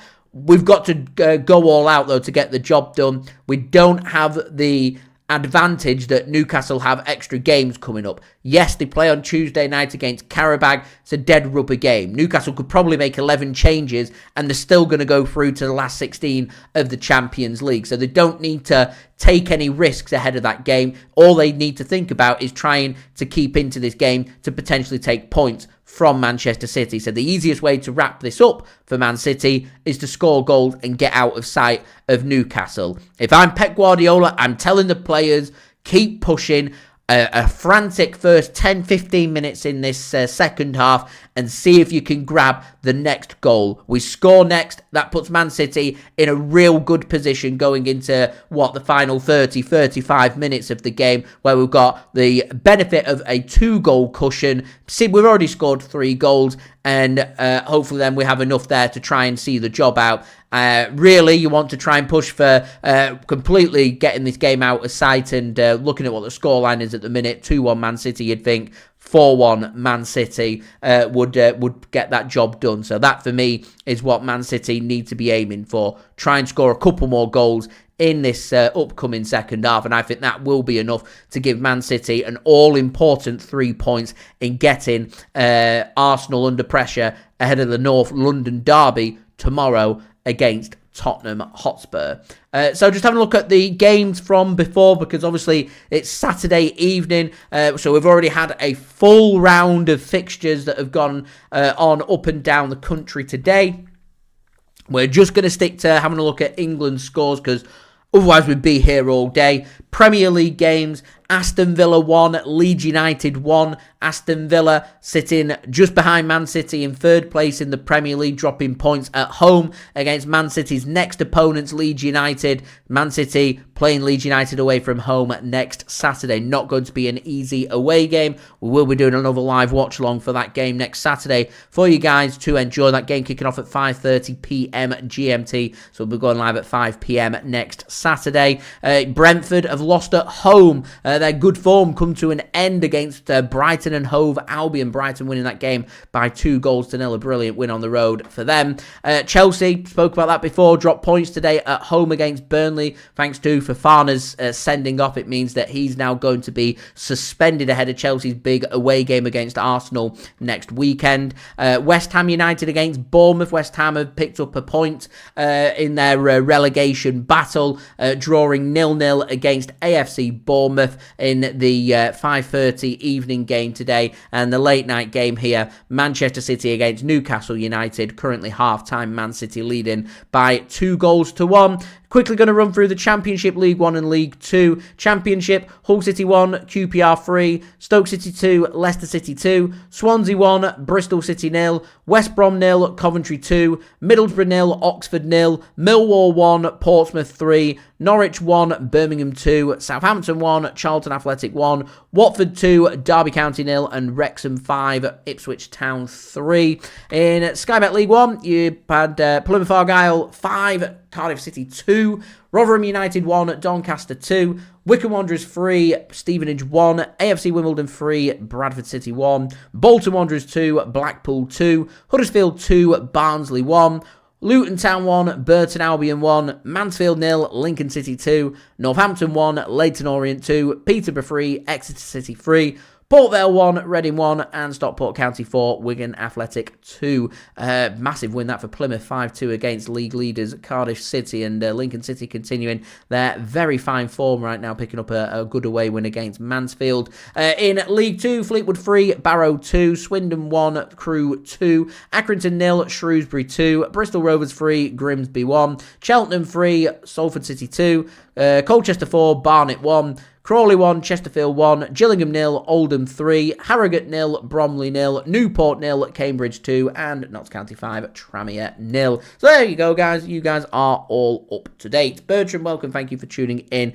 Much appreciated. Do hope you are well. Demo, welcome. Thank you for tuning in as well. So anything you change at halftime, do let me know in the live chat. Don't forget, leave a thumbs up. We're now just 42 likes away from 100 likes. Any help towards that would be much appreciated. Also, don't forget to subscribe to my channel. It's free to subscribe, and social media links you can find in the description if you want to go and follow me on my X, Instagram, and TikTok. Email also in the description too if you want to hit me up for any sponsorships for any videos or any general business inquiries. And finally, do go and check out my partner channel, Mix Sid. Links and details there in the description, providing today's halftime entertainment. And I'll see you guys ready for the second half. This is the Rattlesnake.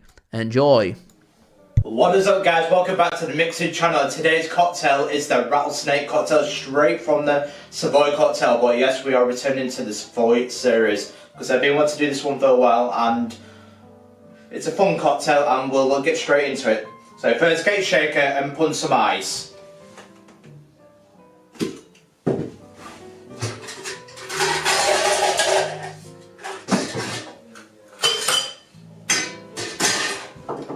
I must mention on the sign up packing for the support one 244 subs, so we're getting very close to 250 subs, which is a small milestone. Thank you for the support. Don't forget to like and subscribe to Mix It if you wish to see more cocktails, so thank you. Right, the first ingredient to go in, guys, is 60ml or 2 ounces of the bourbon whiskey. We're using Jack Daniels.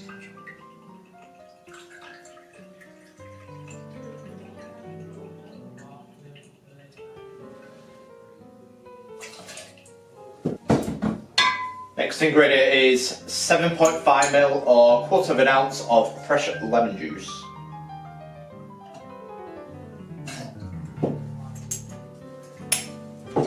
Next ingredient is 7.5ml or 1/4 ounce of sugar syrup or simple syrup.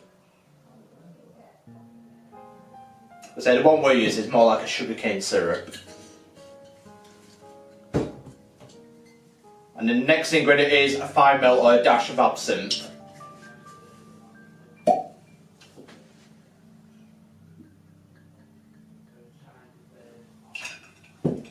Right, the last ingredient, guys, is 1 egg white. So just get your egg and crack it.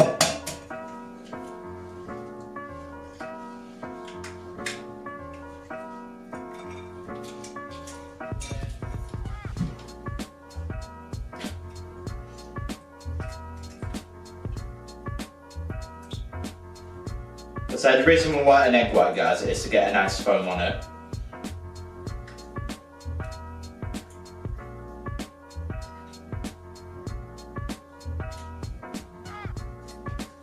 There we go. Right, now all the ingredients are into a shake. It's time to shake it a good 10 to 12 seconds because we'll get a nice big foam on it, a nice big foamy head. So, time to shake.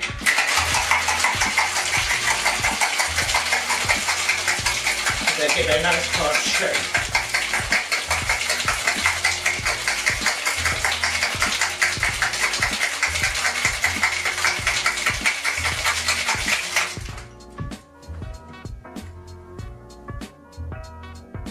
I should use a strainer.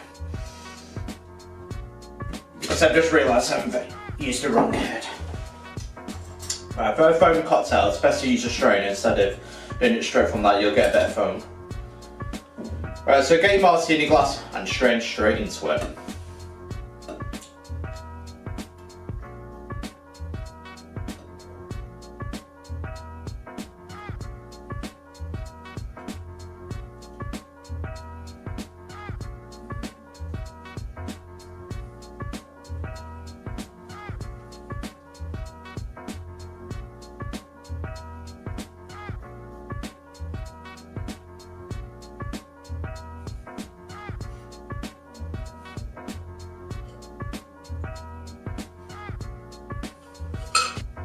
As you can see, we've got a nice foam at the top of it. And the final thing for the rattlesnake cocktail is to garnish with a lemon garnish, a lemon twist. So just lose that aroma.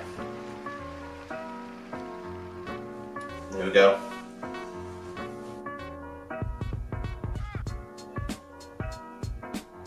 As you can see, it looks absolutely beautiful. But it's a very nice garnish, and now I can't wait to taste it. And there we go, ladies and gentlemen, the rattlesnake cocktail. How does it taste?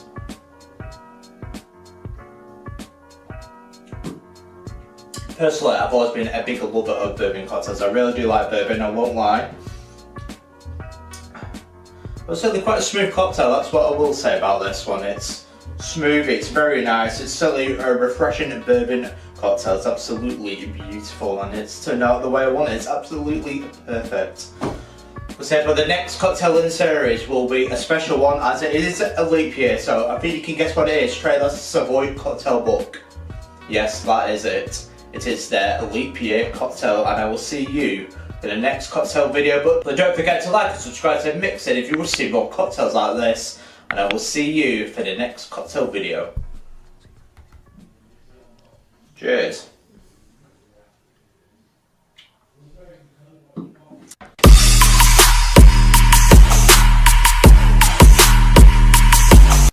And a big thank you to Mixed for providing today's halftime entertainment.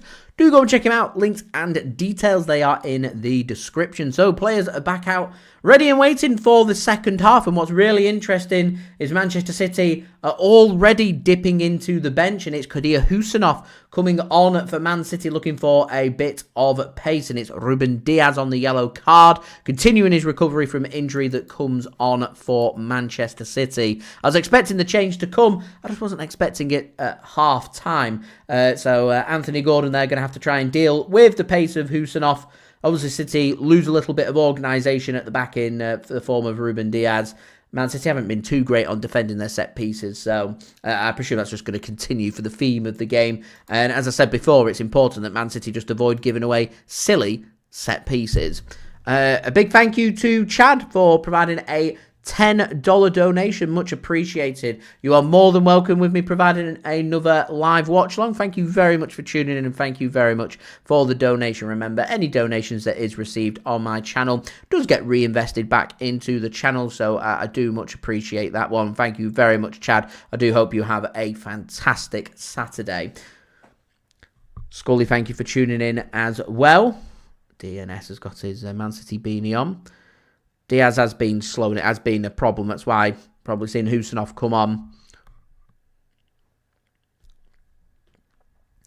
There's interception coming in there from Abdukodir Khusanov, and Manchester City can come forward here. Here is Erling Haaland, takes a step forward on Dan Burn, manages to play his pass to Antoine Semenyo, and his pass is too heavy there, and is cut off from the Newcastle goalkeeper as Voltamadi there. Took a bit of a hit from Abdukodir Khusanov and walking a little gingerly, but looks like he's going to be okay to continue and shake that one off.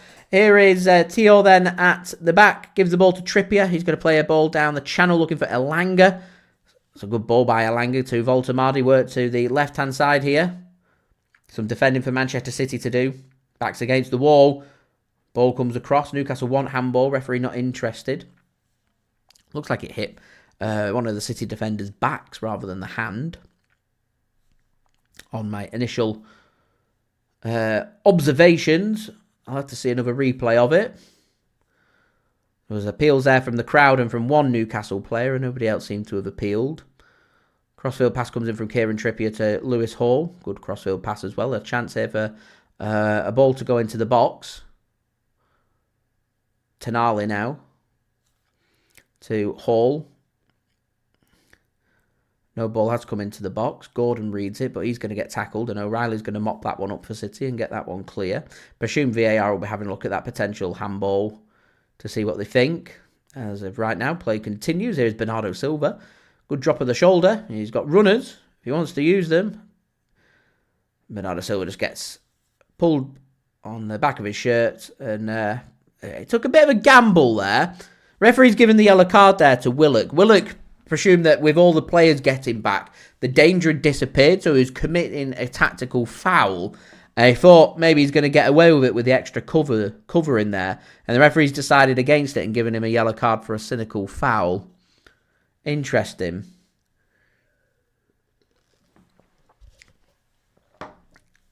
So he goes into the book. Got to be careful for the rest of the game. I wouldn't be surprised to see potentially Joelinton coming on very soon. As Semenyo gives the ball away. Rodri mops that one up. Semenyo has been the weak link for me in Man City's midfield. Here's Ait-Nouri, chips the ball forward, looking for Semenyo. He's going to struggle to beat Dan Burn in the air there, and Dan Burn just gets his foot onto it and whacks that one into the crowd. Cherki or Foden for me would be coming on. Here's Ait-Nouri. Been lively on this left-hand side for Man City. Here's Guehi. Gives the ball to Bernardo Silva. Here's Abdukodir Khusanov. It'd be very Antoine Semenyo, wouldn't it? He's not played, for me, particularly well. He'd still come away with scoring a goal. The kind of thing that he does.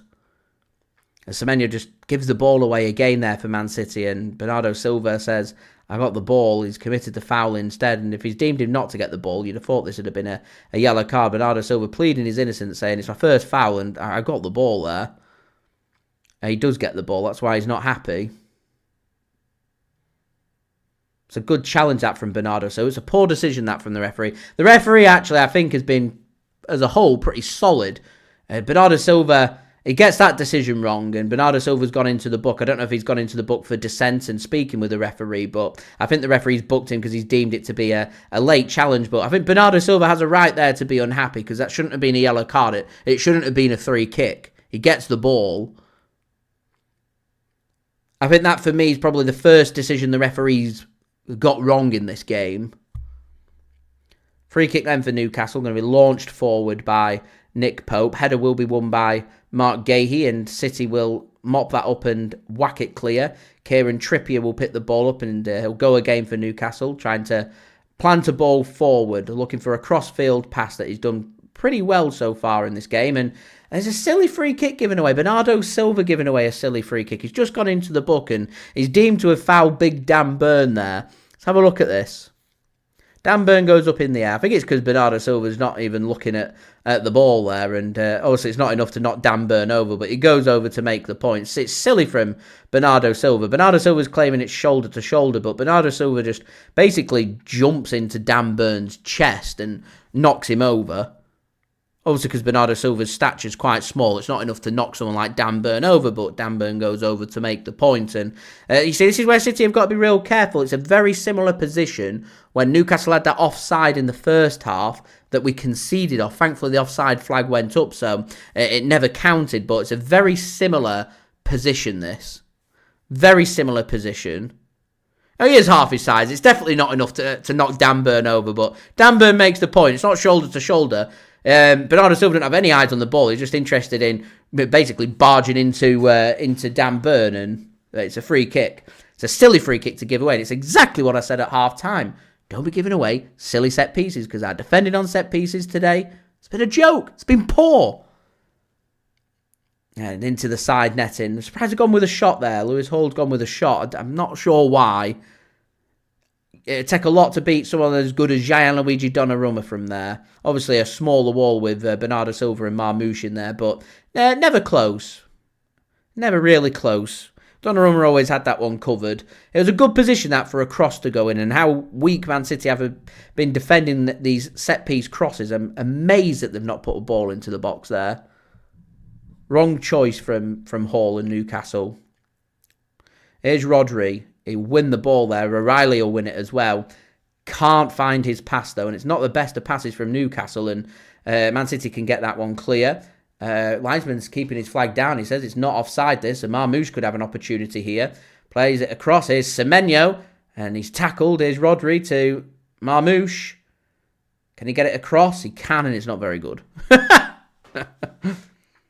Linesman's kept his flag down, and he's saying to Newcastle players, where's the flag? Where's the flag? And he's saying, no flag, because he's not offside. Tries to get half a yard of space there, Marmoush, and he can't. And not the best of balls in. There is linesman, the hench linesman. He's a unit of a man, that linesman, isn't he?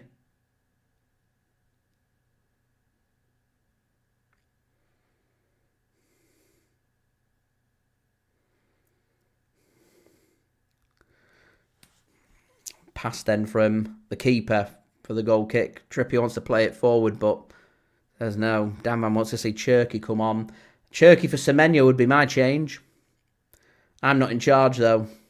I'll be doing that probably on the hour. The longer this game goes on with a 1-goal advantage, the more Newcastle will fancy it. Here's Hall. Not the best of balls from Hall.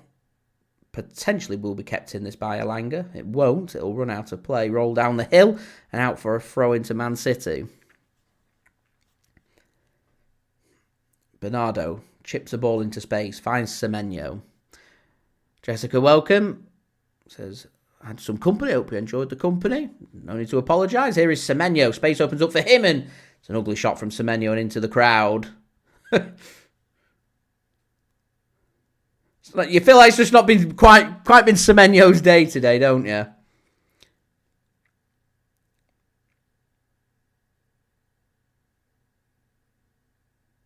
He had to pass there to Omar Marmoush if he wanted to play it, but he doesn't. That would have been the much better option. Jessica been keeping up with the game, it's what we like to hear. It's been a good game, this. Been a good game.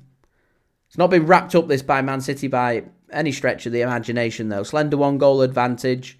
It's been both teams to score. City lead 2-1. Plenty of work to do here in the second half. Plenty of work. And Newcastle are committing more men forward. As I said, don't be surprised to see the likes of Joe Linton, Harvey Barnes come on pretty soon for Newcastle.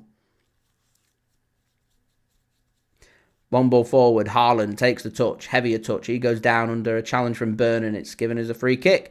Bernardo Silva goes to the referee and makes the point of saying he's on a yellow card. Referee says he knows he's on a yellow card. He's deemed it free kick, nothing more in that battle. There's a pull of a shirt, a little push there on Haaland as well. Naughty from Dan Byrne on a yellow card. I imagine. Surprised the referee's not gone over and had a word with Dan Byrne to say, look, any more of that and it's going to be a yellow card and you're going to be off. Have Newcastle got any options from the bench to bring Dan Byrne off? I don't think Botman's fit, is he? Haaland shoved onto his knee there. It was a nasty landing for Haaland. Man City preparing some substitutions. Rayan Cherki, not surprised to see him warming up and ready to come on. What are the options? There isn't many options there, really, is there, for Newcastle? Surely they'll be thinking about it, though. Dan Byrne's got to be on last legs, and it'd be a massive blow for Newcastle. A big blow from not having him for the set pieces, for defending and attacking them. Organisation at the back, and obviously, you're a goal down. For a ground that Newcastle don't like visiting, can't really afford to go down to 10 men as well. Good defending that from Abdukodir Khusanov, helps turn defence into attack. Plays a nice ball forward here to Antoine Semenyo. Imagine this might be Semenyo's last action. It'll either be him or Marmoush that comes off.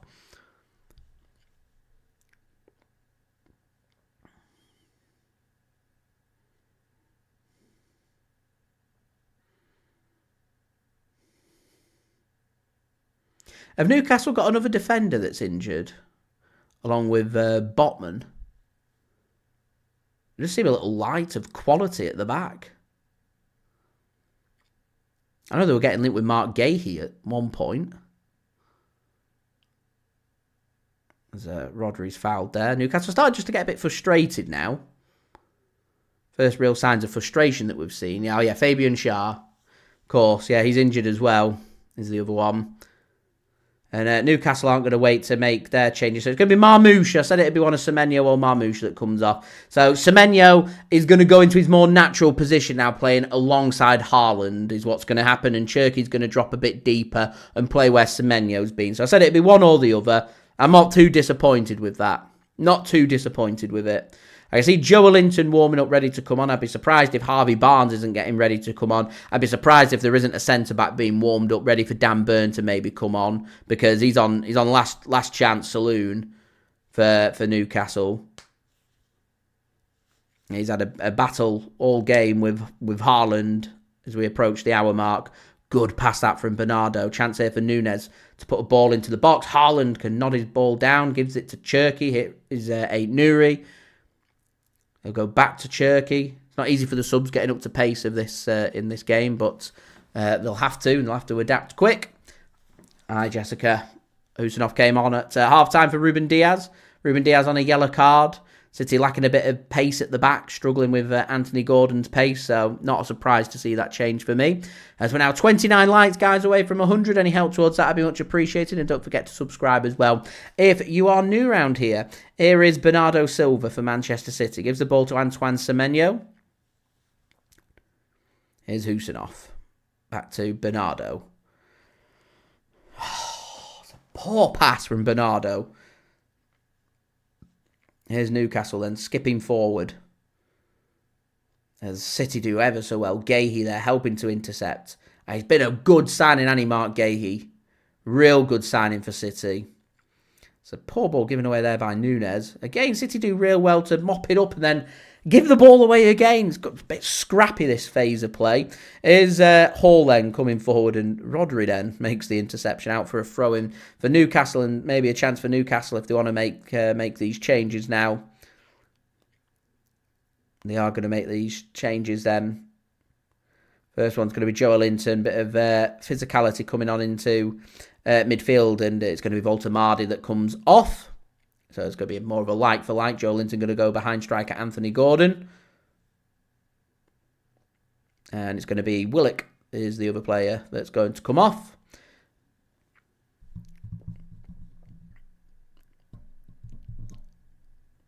And of no surprise to see Harvey Barnes come on. So I said they were the changes that you'd be looking towards. They were the experienced players for Newcastle, the players that could potentially make the difference. They're both going to get half an hour here to showcase what they can do. Joelinton just coming back from injury. That's why he's not started. Harvey Barnes, not sure why he's not started. Maybe felt a bit of fatigue after the game midweek in Azerbaijan in Newcastle's 6-1 win over Karabag in the Champions League. Last 16 playoff first leg game. Return leg on Tuesday evening at St James's Park for Newcastle. Imagine that's pretty much done and dusted for Newcastle, as there's a little pull back there on O'Reilly. Thought surely it would have been a free kick for Man City, but referee says no, so play will continue. Newcastle will move the ball from left to right. Here's Kieran Trippier. Gives the ball to Elanga. Nearly gives the ball away to Ait-Nouri. Kieran Trippier was desperate to give the ball away to Ait-Nouri as well. Drop of the shoulder here from Joelinton. Under pressure from Rodri. Works the ball well to the left-hand side. Here's Hall. He's got runners there, including Harvey Barnes, not on the same wavelength. And going back to what I said a couple of minutes ago, when substitutions come on, it's not easy for them to get up to pace with how quick this game is. You have got to adapt as a sub coming on very quickly. Very quickly. Andy, man, I watched a bit of it last week. Not really watched too much of it this week. And I know it's coming to an end, isn't it? Is it this weekend? I know that Team GB, Great Britain, haven't done too bad. We weren't really expecting them to do all that much, but seem to have picked up a couple of gold medals and picked up some medals, which is always nice to see. Surely a free kick there for Manchester City. And again, going back to what I just said. Harvey Barnes has just come on. He's got to adapt and he's got to, get up to pace as quickly as possible. He doesn't. The first thing he's done is not get on the same wavelength as the other teammates with Lewis Hall, and it goes out for a goal kick. And then next thing he does is he's pulling the shirt of Matheus Nunes. It's a tactical, cynical foul, and he goes into the book. Semenyo looking to burst forward. Here's O'Reilly on a hat-trick, but Dan Burn gets a foot onto that. Joelinton keeps the ball under pressure from Haaland, and it ensures that Newcastle keep possession here. Newcastle keeping the ball much better, and that's a good through ball played here. What can Elanga do with it? Under pressure from Ait-Nouri. Ait-Nouri. Oh, lovely, lovely defending from the former Wolves man. Just forces Elanga out of play and a goal kick, and the City defenders and Donnarumma come over to show their appreciation to Rayan Ait-Nouri. A good bit of defending there from Ait-Nouri. And you know, Ait-Nouri, since coming back from AFCON's been, for me, a real breath of fresh air for Manchester City. So guys, as we approach the final 30 minutes or so of this game, don't forget to leave a thumbs up. That would be much appreciated. We are aiming for 100 likes. We are now 28 likes away, so any help towards that would be much appreciated. And don't forget as well to subscribe. Squeaky bum time for Man City. We need a win today. Lovely long ball played by Donnarumma. It's Ederson-esque. Into space.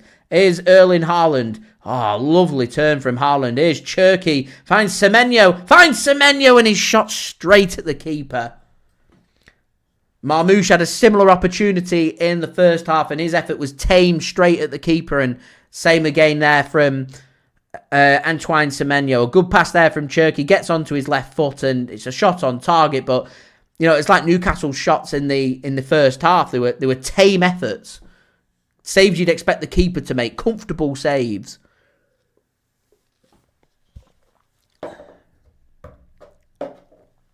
Here's Donnarumma. Sends it long, looking for Haaland. Big win in the air there from Dan Burn. Lovely interception from Cherki. Here's Semenyo. Space here on the left. Here's Ait-Nouri. Defending 1 minute, attacking the next. He takes the touch and he gets the free kick. And Kieran Trippier is surely going to go into the book for that as well. And here's Trippier says, I don't touch him. Lovely play from Ait-Nouri. Let's see if he does touch him. Hard to tell going that quick. I'm glad they've slowed it right down. He does touch him. Yellow card every day of the week. Don't know what he's moaning about there. Don't know if Trippier maybe thinks that his leg, he kicks it into him and he's looking for the free kick. But I don't really see why Ait-Nouri would do that, because Ait-Nouri, if he stays on his feet and Trippier doesn't touch him there, Ait-Nouri's in a brilliant position to potentially create something. So free kick, yellow card. And a chance here for Man City from this set piece to put a ball of quality into the box. Cherki stood over it, as is Bernardo. There's currently 4 City players stood in an offside position. Needs to get onside. Bernardo puts one in to Haaland, and it doesn't get his shot right, and it ends up going wide. Wasn't a bad ball in that from Bernardo Silva looking for Haaland, but City just don't get it right. And Haaland shakes his head, a bit frustrated with himself there. He knows that was an opportunity for Manchester City, and it wasn't taken. I feel like Man City now are getting towards the point in the game where you fancy that a third for Man City is probably going to kill this one off. As Uncle says, we need a third. Jessica, it was a lovely, great play from Ait-Nouri, defending and attacking. Andy Man says, yes, Sunday. So tomorrow then it comes to an end, the Winter Olympics, as Theo manages to get his header back to keeper Nick Pope under pressure from O'Reilly. Dan Van, you've got to have some confidence, some positivity. We're leading. See if we can grab that third. Free kick for Man City. Again, just burning a little bit more away on the clock. And I mentioned it a couple of minutes ago, and it's kind of continued. Newcastle looking more and more frustrated in this game. I feel like they think that there's something in the game, and potentially there is something in the game. They're trying to force it, Newcastle. City have got to be careful. Is Marc Guehi.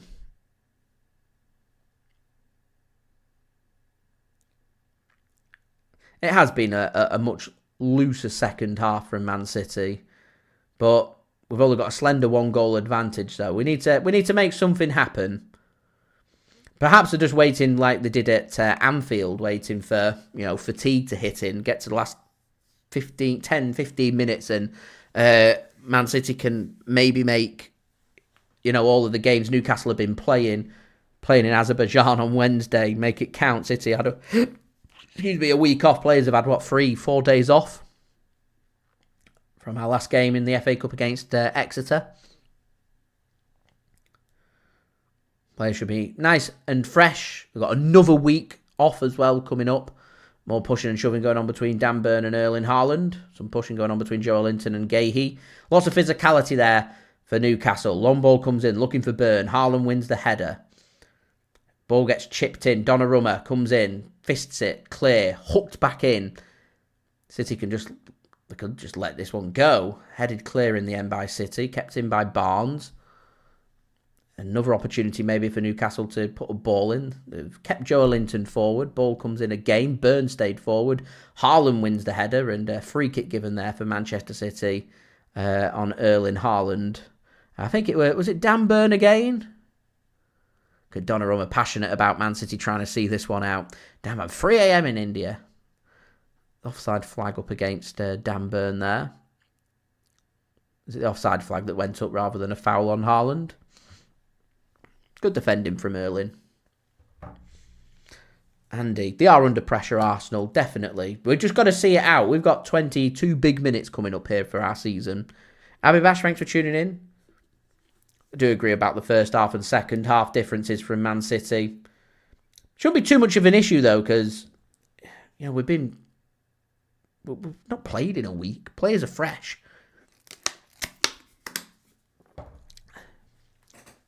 Jess Graphic, we could all do with that assurance that next goal, Semenyo does well, finds the pass. Bernardo, can City get it right?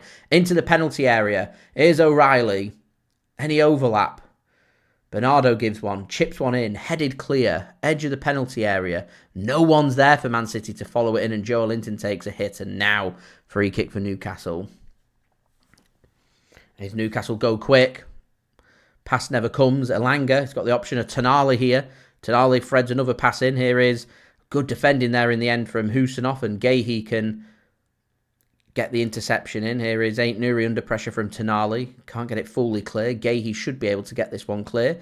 Chips one down, looking for O'Reilly. O'Reilly just couldn't get it under control and ends up flinging his man to the floor, and that will be a free kick for Newcastle United.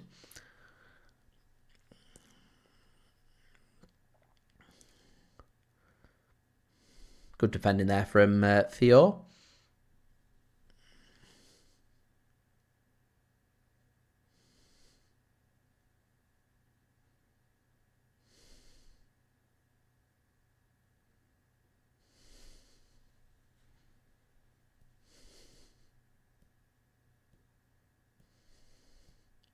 Is Anthony Gordon signalling he wants to come off? He's stood in a massive offside position. Ball comes across. Header won by Guehi. Can Newcastle get the follow-up? Turned into a bit of a set-piece defending encounter, this for Man City. Newcastle looking for the set pieces and looking to play them deep, long balls in.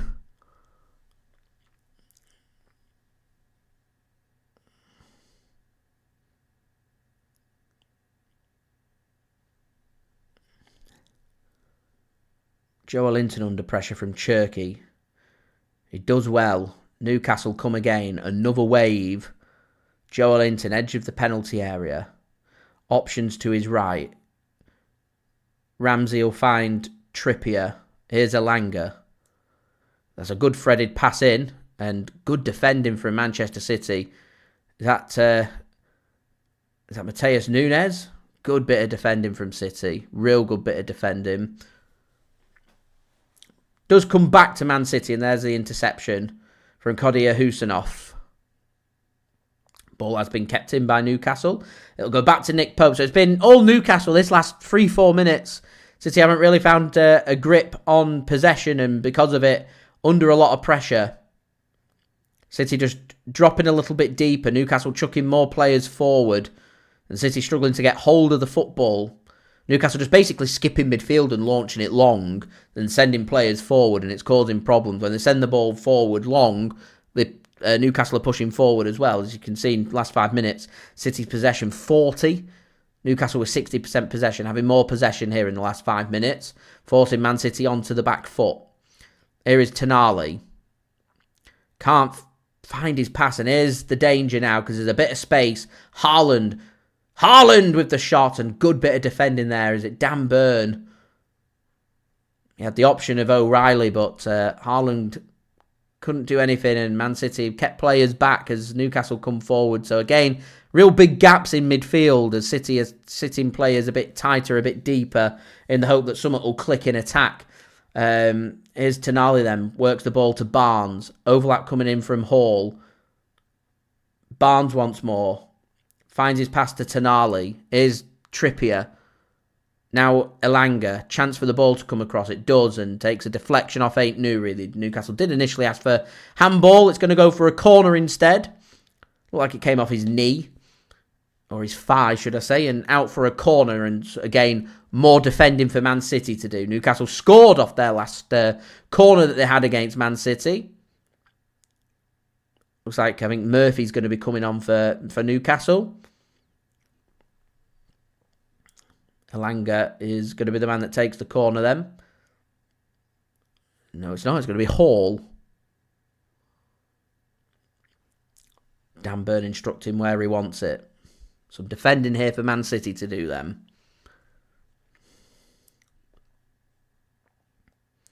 Elanga to take. Ball comes in. Not a very good ball. Doesn't beat the man at the near post, Matheus Nunes. Elanga gets potentially a second bite at this. Newcastle just work it back to Trippier. Surely Trippier is going to put something in the box. The problem is Rayan Cherki's come out to meet him, so he can't put one in yet. Tonali, back to Trippier. Trippier again, just a bit hesitant to put a ball into the box, and I don't get why. Surely something's got to go in here from Newcastle. They've got all players forward. Ball gets dinked forward, looking for Gordon, and Haaland makes the interception. That'll be another corner for Newcastle United, and more defending for Manchester City to do. Backs against the wall here for Manchester City. Looked onside there, Anthony Gordon, so Haaland does right there, take no chances. Get the interception in, has to be a corner. Burn in there, Theo in there. Hall comes over to take again. Can he beat the man at the near post? He'll be disappointed from his last corner not beating the first man. Newcastle got players at the back post. Burns there, Joe Linton's there. Theo's over there as well. City have got to be careful.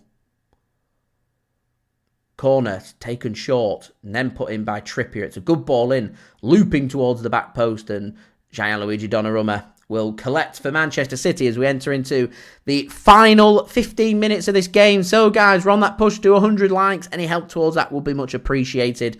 27 likes to go. Any help towards that would be great. And don't forget to subscribe as well if you are new around here.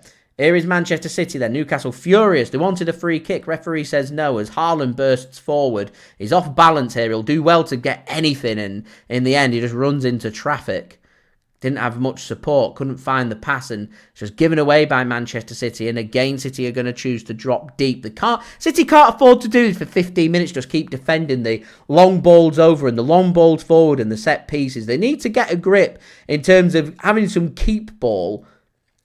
Force them errors from Newcastle. They're having to overcommit. Find the space. Find the space.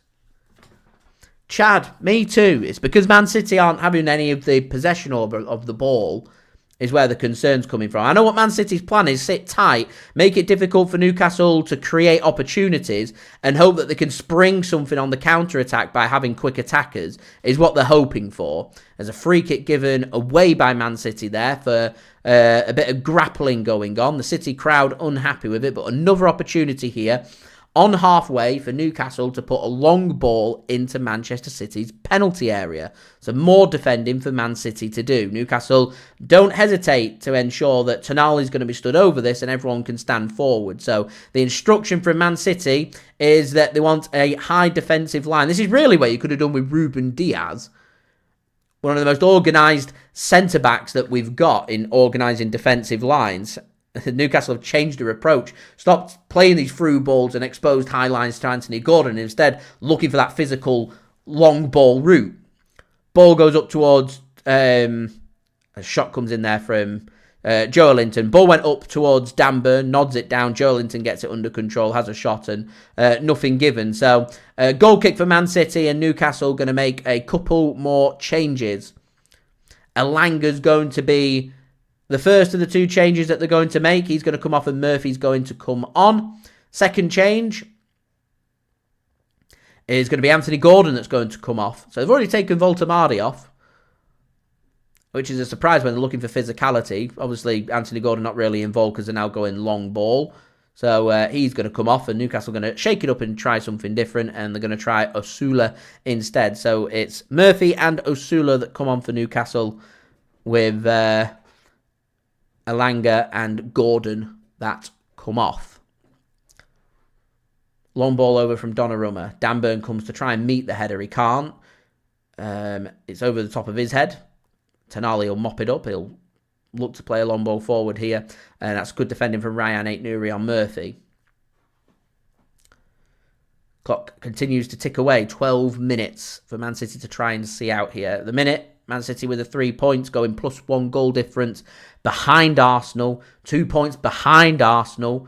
Arsenal have got their extra game to play tomorrow. North London derby away against Spurs. New manager bounce for Tottenham Hotspur. Possesses a lot of difficulties. Arsenal, if it stays the same here, will be under pressure. Man City know that they've got a game in hand coming up against Crystal Palace at some point in April or May. And Man City also still have Arsenal to play this season. And that game will be at the Etihad Stadium. Home advantage for Man City. Long ball then forward from Newcastle. It's offside, so that'll burn a few more seconds off the clock. So we're now 21 likes, guys. Made a good jump there. 21 likes away from 100. Any help towards that will be much appreciated. And don't forget to subscribe as well if you are new around here. Here is Rayan Ait-Nouri then. Back to Marc Guehi. Newcastle putting pressure onto Man City with a high press. Here's Donnarumma. Plays his pass back to Marc Guehi. Good pivoted pass. And here's Ait-Nouri now in space. There's the space for Man City. What can Ait-Nouri do with it? Nothing is the answer. Mixes his feet up. Dan Burn makes the covering run. I think Ait-Nouri just caught in two minds there. Does he want to put his foot through that and have a shot, or does he want to look to play the through ball across to Erling Haaland to try and find the tap in? Caught in two minds, and he doesn't make that decision early. And because he doesn't make that decision early, he spends too much time thinking about it. And by the time he's thought about it, Dan Burns on him, mixes his feet up, and a brilliant opportunity there for Man City. And it's wasted. Continues at 2-1. No, they don't always continue the new manager bounces. It's difficult taking charge of a team like Wolves, though. But with Spurs, obviously, plenty to play for still this season, still in the Champions League, playing for places. They want to impress the new manager. And if the players can't be motivated for a new manager in a North London derby, then they're just never going to be motivated. So Arsenal under pressure, and obviously some questions coming in from their own fan base. It's not easy. Igor Tudor is the new manager at Tottenham Hotspur. Thomas Frank relieved of his duties. Man City made to Rube blowing that 2-0 lead at half-time against Spurs away a few weeks back as well. Of our last 7 games, it's the only time we've not won. Disappointing. Should have won that game. Anyway, we've got a job to do here. Newcastle, again, another set piece. Another opportunity for them to put a ball into the Man City box. They're going to take their opportunity to put a ball into the box. It's a good ball into the box, but Dan Burn just couldn't quite get on the end of it. Man City are going to mop this one up. Rodri's going to play a ball forward. Not the right choice. City can't find the interception as the rain hammers down here in Manchester. Here's Bernardo Silva. Plays his pass then to Matheus Nunes. He chips a ball over looking for Erling Haaland, but it doesn't find Haaland. It goes straight to Nick Pope, and Newcastle will mop that one up. 9 minutes then. Guys, how are we feeling? 9 minutes. Man City's backed against the wall here. It's all Newcastle. Manchester, what I'm most frustrating is Man City are just allowing this. Just allowing this. Jessica, I'd say a lot depends on where Man United finish at the end of the season. If Man United finish in a Champions League spot and he brings Champions League football back to Old Trafford, I reckon he'll probably get that job on a permanent basis. To be fair, I try and be as impartial and as unbiased as I can. Since Michael Carrick's come in, United have looked sharper, looked better, and Michael Carrick's done a very good job there.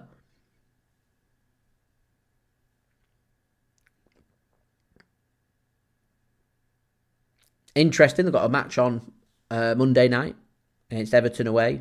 Former Man United manager David Moyes. Won't be easy. Semenyo nearly gives the ball away. Here's Cherki. Good feet from him. Keeps hold of the ball here for Man City. To Ait-Nouri. Newcastle running on adrenaline. Running themselves into the ground. As I said, they're playing on Tuesday, but it's a dead rubber, so they can run themselves into the ground here because Newcastle can afford to make 11 changes on Tuesday evening. It won't make any difference. They're going to go through. They lead by 5 goals against Karabag, who just haven't been very good in that first leg. So it means here that Man City have just got to try and cope with Newcastle and the pressure that's coming forward. City can grab a third, it kills this game. And we can all sit here nice and relaxed and start thinking about, can Spurs do us a favour tomorrow? At the minute, though, it's a slender 1-goal advantage. We've got work to do here. Here is Marc Guehi. I wonder if Man City might start looking towards maybe getting some fresh legs onto the pitch. Maybe some extra support in midfield, someone like Nico G or something.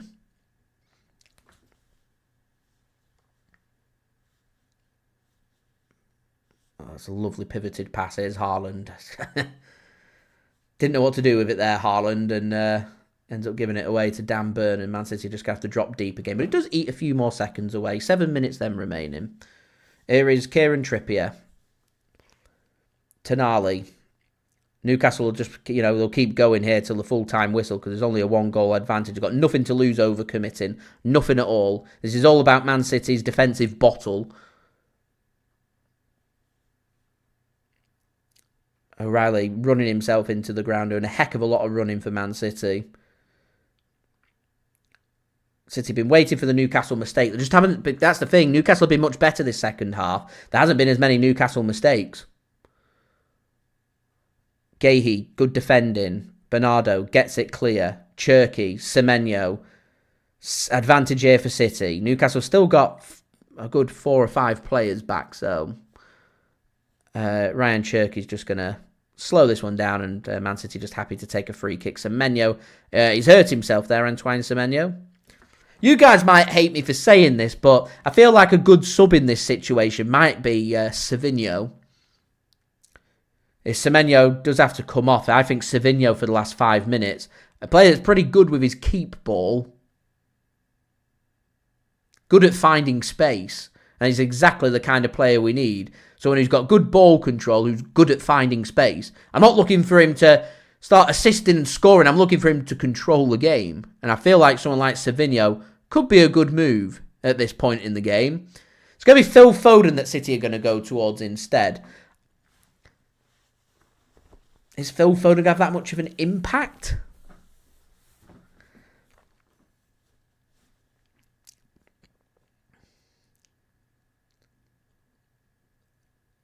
Rodri goes down. It'll be a free kick for Man City. Again, Newcastle now getting frustrated. Well, we've had no goals in this second half. We've had plenty of substitutions that have been made. So I reckon you're probably going to have at least 5. I reckon you're probably looking more towards maybe 6 minutes. Maybe even more. There's been a lot of set pieces and stuff. Here's Cherki. He's got no space. He's pulled down, and that'll be a free kick for Man City. We're getting our predictions in. Guys. Andy Man going 4 minutes. Dave reckons 5. I'm going 6. What we're saying. As we're now 21 likes, guys. Let's get them likes. So let's see if we can hit 100 likes. That'd be absolutely brilliant if we could hit 100 likes tonight. Any help towards that would be much appreciated, guys. And don't forget as well to subscribe as well. So, into the final 4 minutes of this game. Phil Foden is going to come on for Manchester City very soon. I reckon this will be for Antoine Semenyo. See if I'm right. I am right, and Phil Foden is going to come on. Chad going 6 minutes with me as we're into the final 20 likes. 20 likes to go. 19 likes to go. See if we can have a big push here at the end of the stream. 18 likes to go. We're making some serious efforts. City faithful show their appreciation to Semenyo. Not quite been his evening tonight for Man City, unfortunately. And he's going to come off, and Phil Foden going to come on here for the final few minutes.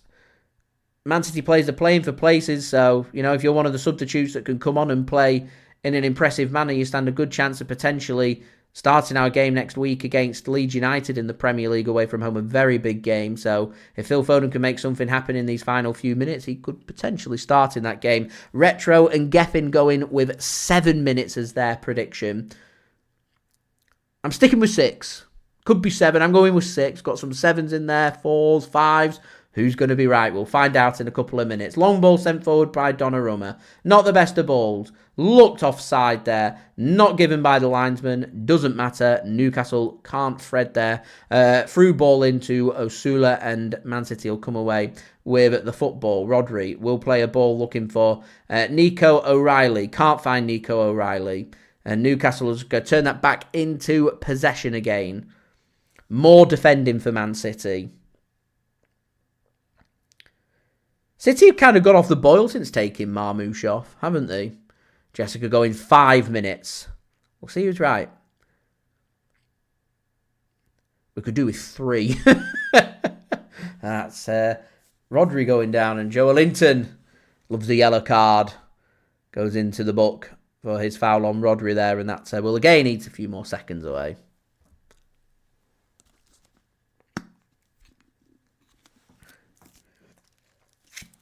Leading arm and then chucks Rodri by the neck. Rodri's hurt his ear. He goes down. Free kick. Yellow card for Joe Linton. And again, just a bit more frustration for Newcastle. DNS going 4 or 5. Which one do you reckon then? 4 or 5? We're making our predictions. I'm going 6. You're right, Uncle. It is the right time now just to pass the ball around. Long ball sent forward. Not the right choice there by City because it just goes out for a throw into Newcastle.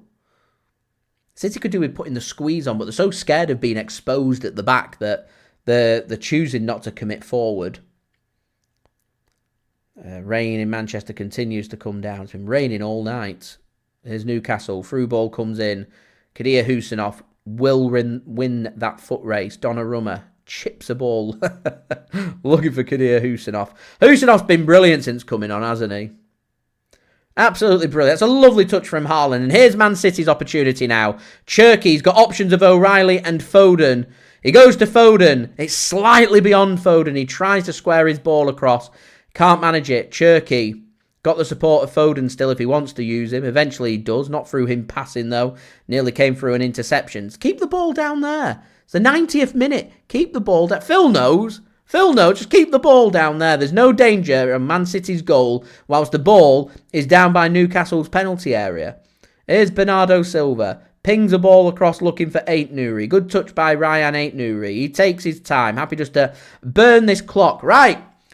Let's have a look then. What are we looking at in terms of added time? I'm going 6 minutes. 4. We'll take a 4. It's less than was expecting. 4 minutes. Andy Man, spot on with 4 minutes. Here's Marc Guehi. Plays a pass into Haaland. Haaland! Chance to win it. Foden. Phil. Go on, Phil. Great save from Pope. It's a great save. Ait-Nouri then takes the touch. It burns away. It's burnt away nearly a minute off the clock, this. Burnt away nearly a minute off the clock. A chance there for Man City to kill the game off and make some gains on that goal difference. Go level with Arsenal's goal difference then as well. Here's Matheus Nunes. Nearly slips. Stay on your feet, Matheus. It's a heavy touch from Nunes, but Joe Linton, his heavy touch takes it out of play for a throw-in to Manchester City. So, guys, 19 likes. Any help towards 100 would be much appreciated. Over 80 of you guys in the room, so I know that not everyone's left a thumbs up. I'd appreciate any help towards trying to get the stream to 100 likes. Any help towards that would be much appreciated. Don't forget as well, if you haven't done so already, then please do feel free to subscribe. Right, Tonali's gone down, feeling a bit of pain. It's wasted about 30 seconds. That might get added on at the end. It might not. Depends what mood the referee's in. Into the 92nd minute. Throw in for Manchester City inside the Newcastle half. Newcastle need to find an interception, get a ball forward and find a goal. Arsenal watching this with keen interest, hoping for a favour from Newcastle today. Finds Phil. from the throw-in. Whacked clear by Newcastle and out for another throw-in for Man City by the Newcastle penalty area. Man City in no rush here to get on with things. 17 likes, guys. Any help towards 100 would be great. This could be a huge 3 points for Man City come the end of the season. A huge 3 points. No surprise that TNT Sports today in the UK have given Nico O'Reilly the man of the match. I'm going to give O'Reilly the man of the match. He's scored a brace. He's been the difference today between Newcastle and Man City. It was an exciting first half. It's not been a very clean, pleasant or thrilling second half. It's been something that Man City have got the job done so far, but there's 90 seconds left. City have 90 seconds to try and see out here. Haaland has the ball. Rodri levers it clear. Only as far as a Newcastle defender. Here's Trippier. Newcastle getting everyone forward. Heavier touch. Back to Trippier. Can he play a ball in? The answer's no. He's played the pass instead. Here's Ramsey under pressure. Theo, the instruction is you've got to get the ball into the box. Guehi can find the interception. Here's O'Reilly. Gives the ball to Bernardo. And City have got two forward here. Haaland's one of them. Up against Burn. We've seen that battle going on. Haaland drives forward. And there's a good tackle there from Newcastle. I said before, it's not really been Semenyo's night. It's not really been Haaland's night today either. As we're now 16 likes, guys, away from 100. Any help towards that would be great. 30 seconds remaining. I think there's probably going to be another 30 seconds to a minute added on because there's been a couple of throw-ins that have taken forever for the ball to come back into play. Uncle, yeah, we're not really seeing the Semenyo long throws yet, have we? Not really seen it. Right, Newcastle are just going to pump this one forward. Trippier is the one that sends it forward. Haaland can't win the header and it falls on the volley and it goes wide. I think Manchester City, what are they asking for here? Has a corner been given? Is it a goal kick? I don't know what's been given. I've not got commentary on, so I'm not sure. Keith, thank you very much for your kind comment there. Much appreciated. Fell kindly, that. It's a good save from Donnarumma. I think it's gone out for a corner. So some desperate defending from Man City. And Newcastle, even more desperate, have got the extra man in Nick Pope forward to defend this corner. 30 seconds overtime. Ball comes in. Header won by Haaland of all men. City can get it out, but not fully clear. Newcastle have got to get this in. 30 seconds. Overtime. Ball back in. Newcastle still got hold of the ball. Tonali hooks one deep. It's very deep. City win the header. City want the full-time whistle. And there is the full-time whistle and a massive 3 points for Manchester City today. Look at the celebrations on the pitch. It's sheer relief. Newcastle have put Man City right through the paces today. Right through the paces. It has been an enthralling game of football. Man City pushed all the way today. Hold their bottle and pick up a huge 3 points. And pressure now onto Arsenal. North London derby. Tottenham Hotspur. Over to you tomorrow. City do things their end. Ready to go again next week. Leeds United away from home. Another big Premier League game. We spoke pre-game. 12 cup finals to go in the Premier League. 12 wins. We win the Premier League. Well, here's a win. It's down to 11. Thumbs up. Job's a good one. See if we can get a favour tomorrow from Spurs. Whoo! Rightio then, guys. I am going to do my match reaction in the next hour or so for you guys to enjoy giving more of my thoughts from this game. So if you haven't done so already, please do leave a thumbs up. It would be much appreciated. 13 likes to go to 100 likes. Can we get close to 100 likes? That gives us a chance in the post-production to hit 100 likes. We'll have to wait and see. Please continue to leave a thumbs up. We'll see if we can get there. Any help towards that, guys, would be much appreciated. Don't forget as well to get your thoughts in the comments below. Do subscribe. If you are new around here, it is free to subscribe. Going to keep you guys up to date with all the latest City content here on YouTube. So do subscribe. It is free. Social media links, they're in the description as well if you want to go and follow me on my X, Instagram and TikTok. Email also in the description too if you want to hit me up for any sponsorship for any videos or any general business inquiries. And we'll be back again with another Man City live watch along next weekend, next Saturday, going live at 5 p.m. GMT ahead of the 5:30 p.m. GMT kickoff time. Leeds United away at Ellen Road. Not going to be easy, but another must-win game for Manchester City. Pep, celebrating, knows exactly what it means. A hard-fought victory today for Manchester City. As Julia says, and probably my summary as well, relief. And thank heavens for Nico O'Reilly, today's man of the match. So, thank you so much for watching, guys. It is much appreciated. We've got 13 likes. We'll see if we can hit that in the post-production to get to 100 likes. Fingers crossed we can. Any help towards that would be great. And I'll see you all for the next one. And I'll see you for the match reaction up in the next hour. So, I've been JSGC. Thank you everyone for watching. Hope everyone is safe and well. 12 likes to go now. Peace. Ciao for now.